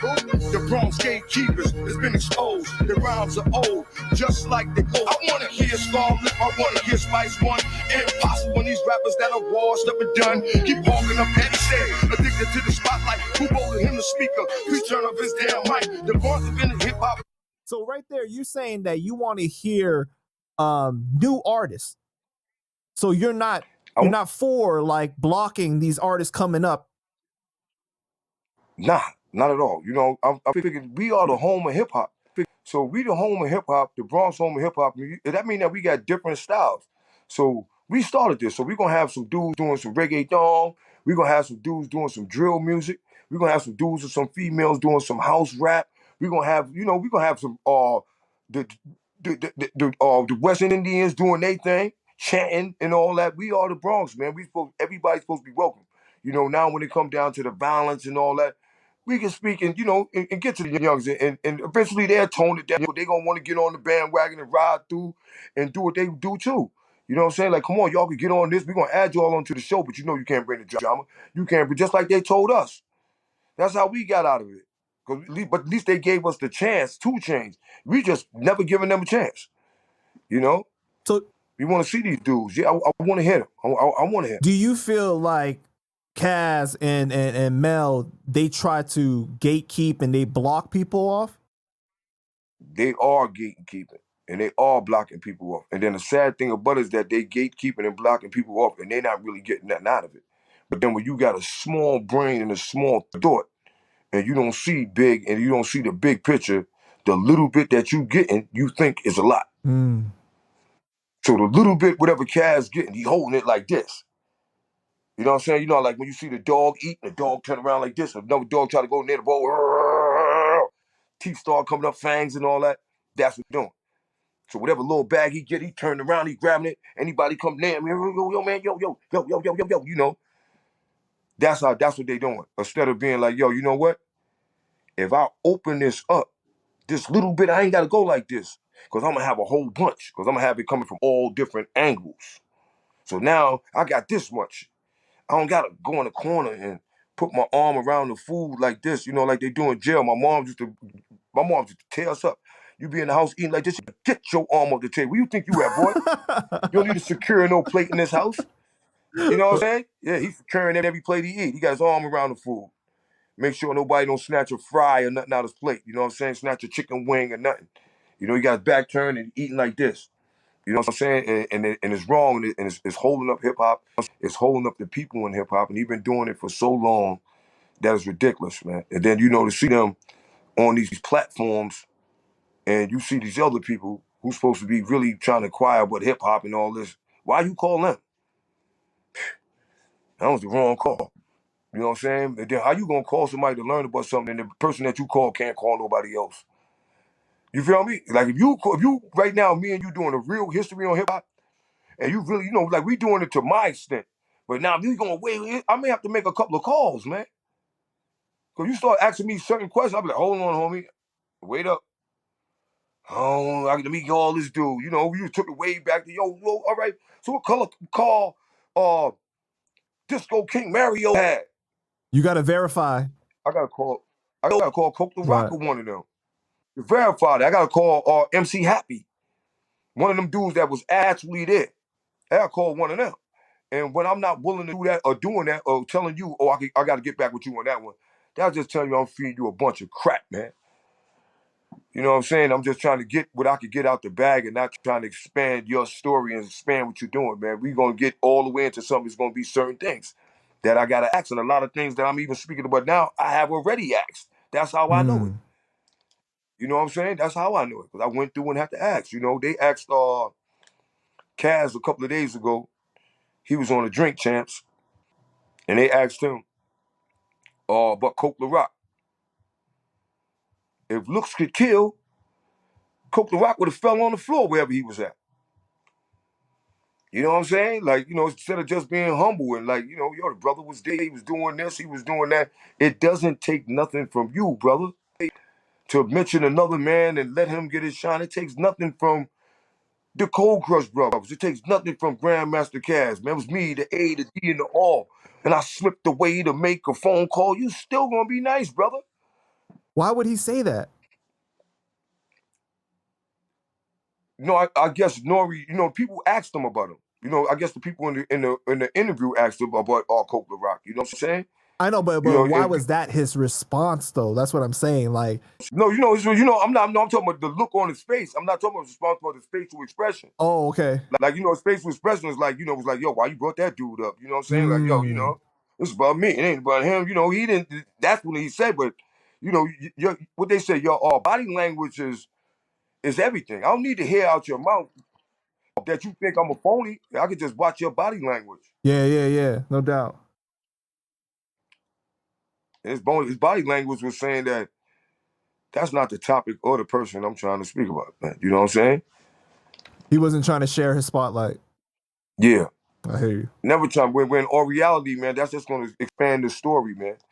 Because you know, like when we expanding our story as we was going, we building and you know, King Son, yeah, I do.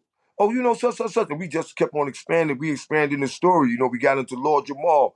We got into these people I know. You know, we expanding the story. But if I'm only willing here to sit here and only talk about me and what I brought to hip hop and what I could do to hip hop, and where then, you know, You know what I respect about you so story. much, K, is because you humble, show humility. It doesn't take away from you. It only actually adds to you to be humble, to show humility. Shows that you're a human being, Yeah. right? And I respect And it that. makes more people want to do business with you, man. You know, more people want to bring you on because they know you're going to bring more good company. Exactly. You know what I'm saying? Hip hop with a whole lot of people, not just who so selfish and evil. Yeah, they gifted, so I wrap them up and sell them like smoke. I won't drop a gun bar, cause them bars no joke. If I said I had the G47 Mars with the Swiss, Melle look at Caz, said he talking about a bad bitch. Lost in the sauce, but 20 years back, they've been all around the globe and still ain't learned jack shit. No hit, ill fit, style count. What do you mean by that? You said that they've been around the world, all around the globe, and they still haven't learned anything. Now they haven't, because if you figure, you know, these dudes is the first things come out their mouth is, oh, I've been touring since the 70s. That's a long time, bro. Oh, I've been doing this. That's a long time, bro. So that means you've been getting a lot of money off and on since the 70s, and you don't own nothing. So that means you've been all around the world and you still ain't learned jack shit, period. Wow. You've been all around the world. Some of these dudes been around the world 20, 30 times. You got nothing. Foolishness you got. Oh, I got my leather jacket. I got this. You ain't got nothing that you was able to put generational wealth on. And especially if you going on tour after you know that the record label is jerking you. So you know you ain't getting no money from the record label. So they already got me. So I got to get everything that I'm getting on these tours, and I got to make this work for me. Because the record label, I owe money from getting jerked from these dudes. So they ain't got nothing for me. If anything, I owe them money. So all these tours is important. All these shows is important. I can't be buying no cars and jewelry because I don't have no royalties coming. These are my royalties. These shows and tours and travel in the world. And they done did this plenty of times and still ain't got nothing to show. So how could you be trying to educate the youngest? How could you be trying to educate your family? How could you be trying to educate your kids when you can't even show them how to flip a dollar? And you done got plenty of these dollars and plenty of these dollars and plenty. That's why they don't put us in these situations. Because they know all I need to go on is one tour. It's over. That's it, man. That's it. When I come back, I got a barber shop. I got a game room. I got this going on because the money I made is going to be for the money to make me some money. Now, you know, I'm not planning on doing all this and that. You know, I'm going to go get me some money. I'm going to invest my money into uplifting and making myself better, making my business better. You know, I'm buy a studio. You've been going to the studio for 30 years and touring the world. You ain't common sense ain't tell you to go buy some equipment. No, I hear you, man. You know, I hear you. we go beyond business. Now we go to common sense. Common sense. This record company been jerking us. Now I fell off. I ain't get no money. Nobody never heard of me in 10 years. Now they put me back on. They're going to put me on a tour. They're going to give me an drink champs. They're going to put me in here right here. Boy, I'm saving my dough. Because all I'm going to be thinking about is them last 10 years when I was hurting, man. And I couldn't get a dime. And now my shine is back on. I'm not going to no jewelry store. I'm not going to Icebox. I'm not going to Mercedes Benz. I'm not going to none of that, man. I'm going to financial literacy and start teaching. And start teaching the kids and teaching the people and doing something, man. Teaching them so they don't get jerked, so that they don't lose their money. That's what I'm going to do, you know? I think that's such a great point that you making, because that stuff that you throw your money in a lot of times don't last long, man. Like you might be It don't excited. last at You all. might be excited at first. Oh, you looking good and stuff. That's gonna wear off, and then you gonna try to chase the next high of getting the next expensive thing, and you just gonna be on that cycle forever. You know, and then you got like even like without people teaching the kids and the youth and even the young rappers and them anything about financial literacy, you got a lot of these young dudes go to the store with adults that's supposed to be the OGs, are supposed to be the person looking out for them. And they sit there and watch these young dudes go, oh yeah, I'm gonna go with this dude to the jewelry store. We go to the jewelry store. The young kid buys a watch, a Rolex. Rolex costs $100,000. Then the young kid put $40,000 worth of diamond in it and call it a bust down. To the young kid, he thinks that his watch now is worth $140,000, but with the diamonds, it's even more. It's gonna be like 200 and some thousand. But in all reality, me being an OG, I'm gonna tell him not to buy that watch because as soon as he throw the diamonds in it, that watch is only worth $60,000. So you spent an extra $40,000 to lose $70,000. Because when you go sell that watch, you can't bring that watch back to Rolex. Rolex don't make them watches. And the first thing they're gonna ask you for, where's the original face for it? You don't got it. Because once you put all the diamonds in this face, that other shit, you probably left it in the store. You probably didn't even ask the man in the store for it. He knew that as long as he got this face, he could get any band and still get the actual value for your watch. And you left the store with really nothing. With a bunch of with some diamonds in it and some gold and really nothing. But you spent the 100. I hope you guys soaking up that game, man. I hope you soaking up that game right there. That's crazy. Yeah, you know. Yeah, so you know, they go back to the middleman. The middleman who these young kids is putting that's my OG. Oh, I'm under this record label. Or I'm underneath that. It's important for these people to be loyal to these kids, man. Because they mess it up and it just makes business bad, man. It makes it bad for all the older people. It makes it bad. You know, just do good business with them, man. Just do real business. It's enough money for everybody. You know, if you get paid $10,000 or $3,000 to show and to help him out, if he get 50,000, you get 3. Be happy with your 3,000, man. And when you ain't happy, just let him know, yo, brother, I'm not happy with this. Either he could give you a raise or y'all got to part in ways. There's no, y'all, I'm gonna go somewhere else to get some more money, brother. Boom, and y'all leave on with respect. Is no love lost, man. You know, you don't need to stand and work with him, but steal from him. Or for the next contract, I'm gonna make sure that I'm gonna be getting this. You don't need to do that, man. That's bad business. It's dirty business. In regards to how much money that you get, God ain't gonna let you live with it comfortably, man. Look at most of these dudes that get over. Look at all the hell Puff Daddy going through now. I know right now Puff Daddy said he'd rather be broke. Yo, let's finish this song. Right? That's a conversation for another time. Jack shit, no hit, ill fit, style counterfeit. They should have been filthy rich. No hit, ill fit, style counterfeit. They should have been filthy rich. The real Bronx is coming back, and we're sweeping all the weak MCs off the map. The real Bronx is coming back. They're breaking the knees sleep, please relax. The real Bronx is coming back, and we're sweeping all the weak MCs off the map. The real Bronx is coming back. They're weakening the knees sleep, please relax.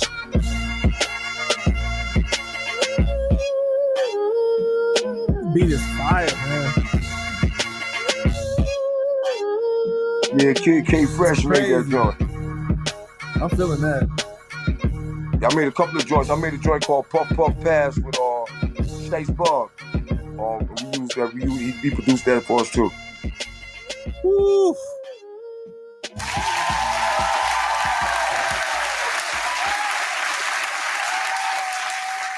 It's okay. What kind of response are you hoping to have with this? Oh man, you know, just to get the young people, let them know that, you know, you still got a couple of older guys who still got some flow, ready to go, put it out there. Also to let Melle Mel and Caz know, let's take this back like we started it, man. Also to show the youngins that this how hip hop started. We started battling.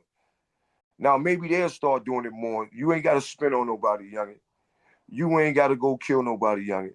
All you doing is put yourself in jail. You losing all your talent. You're doing all this for nothing if at the end of the day you're in jail. At the end of the day, you dead.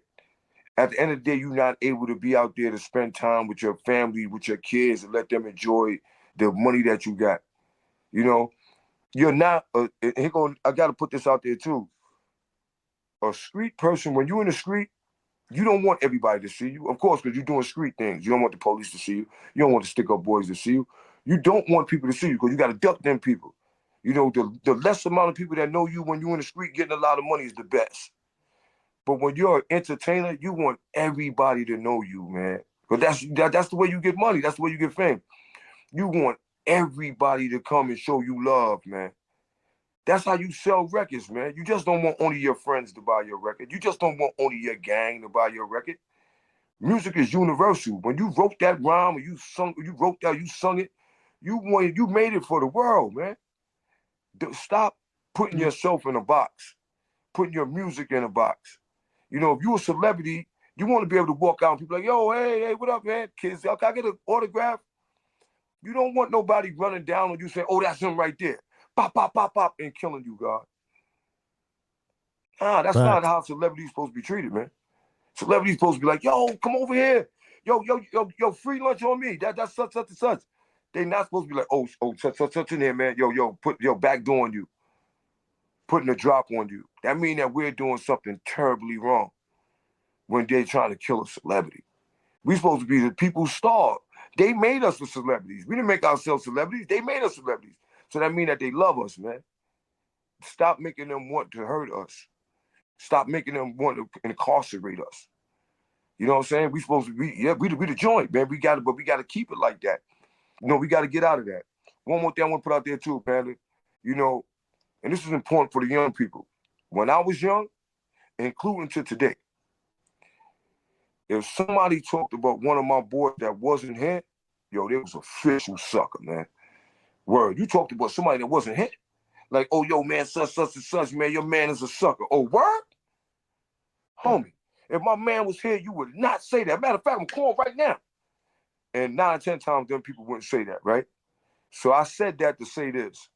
When somebody try to disrespect your dead friend or your dead homie or your dead family member, you ain't supposed to get mad. Man, that's even worse than somebody talking about somebody when they not here. If you talked about somebody and they wasn't here and I thought you was a sucker, imagine you talking about somebody that's dead and can't even come back and defend themselves. You the biggest sucker in the world. And that's how we grew up looking at it. We never got offended when somebody said something about, oh, yo, F your homeboy. My homeboy wasn't here, you a sucker. And as soon as I see him and I see you, I'm going to make sure that you're going to say what you said about it. When I'm like, yo, God, he said this about you. I was right there. Say you ain't say it. Say you ain't say it. I don't be ready to pop on you. So that didn't offend us, man. And if you spoke about somebody who was dead, then you was really a sucker. Because you waited all the way for my man to die to say something about him. You was that scared? So you looked like a sucker for saying that. We wasn't offended, man. Stop allowing people to use y'all as a puppet. If somebody sit right here and say, yo, all right, his friend is dead. I know how to get rid of it. Now, if your friend died, you're supposed to be here to hold down your friend's family. You're supposed to be here to hold down your friend's kids.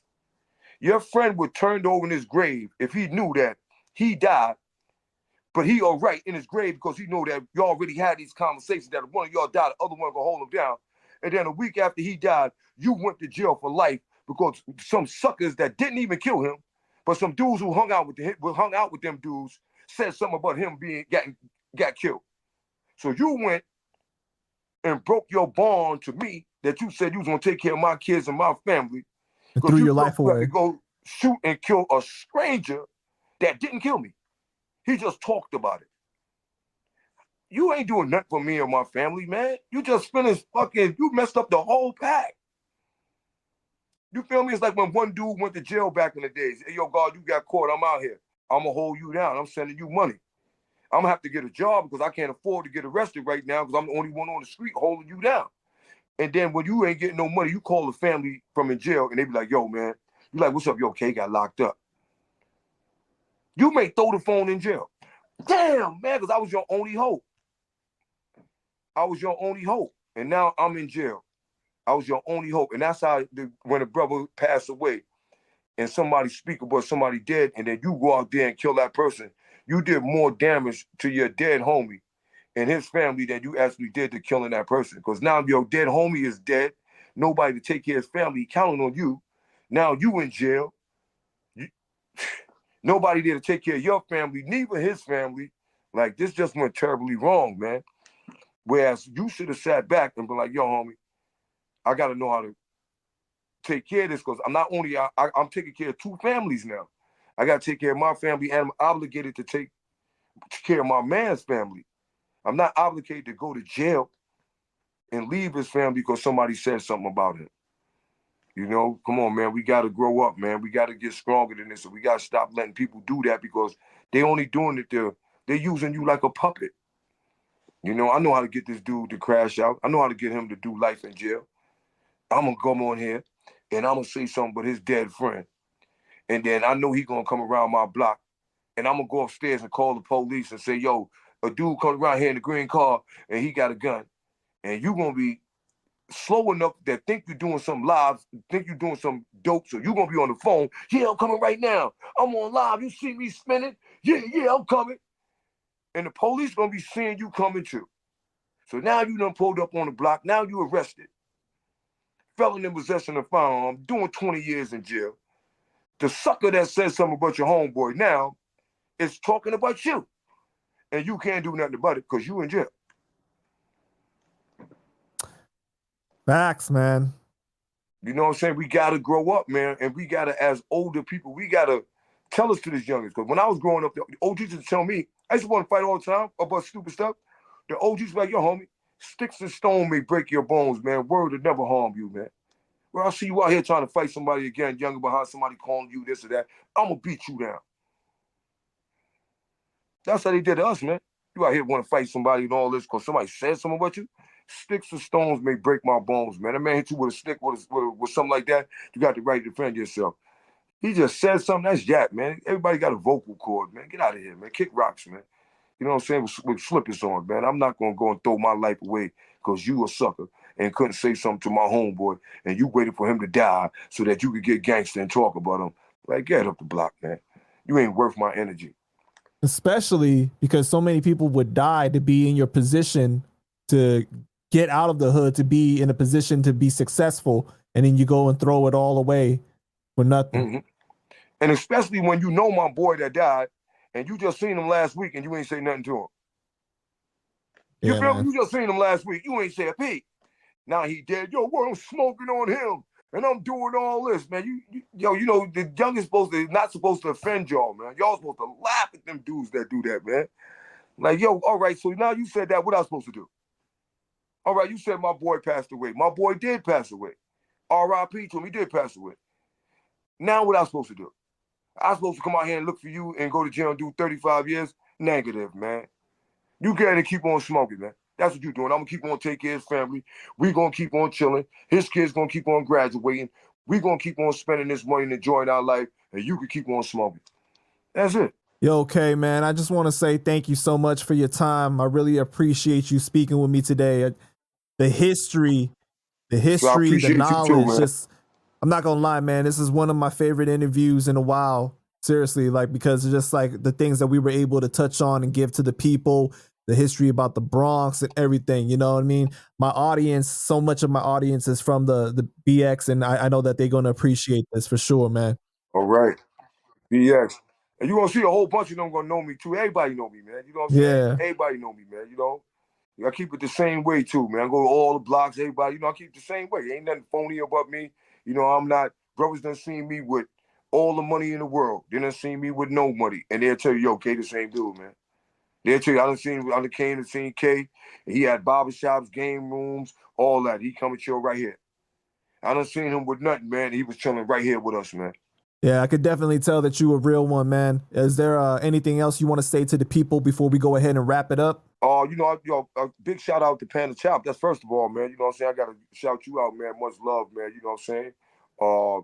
And big shout out to all the people, man. You know, big shout out my boy Pumpkin and them put me on to this, introduced me.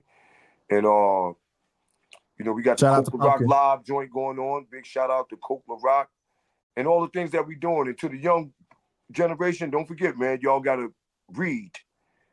Educate yourself on business, man. One, make sure that when you're dealing with these people that's supposed to be the OGs and homeboys and all that, if they put you in a position to crash out or to lose your money or to lose your life or to lose your freedom, then you need to move away from them peoples, man, regardless to who it is. It could be your brother. It could be your mother. It could be whoever it is. If they are something that's going, a person that's going to bring you down and you're going to end up in jail, you're going to end up having to hurt them, or you're going to end up something that move your way from that circle, man. Keep your talent coming and stay alive and out of jail so you can actually spend the money and help your kids out. Get these kids in school, man.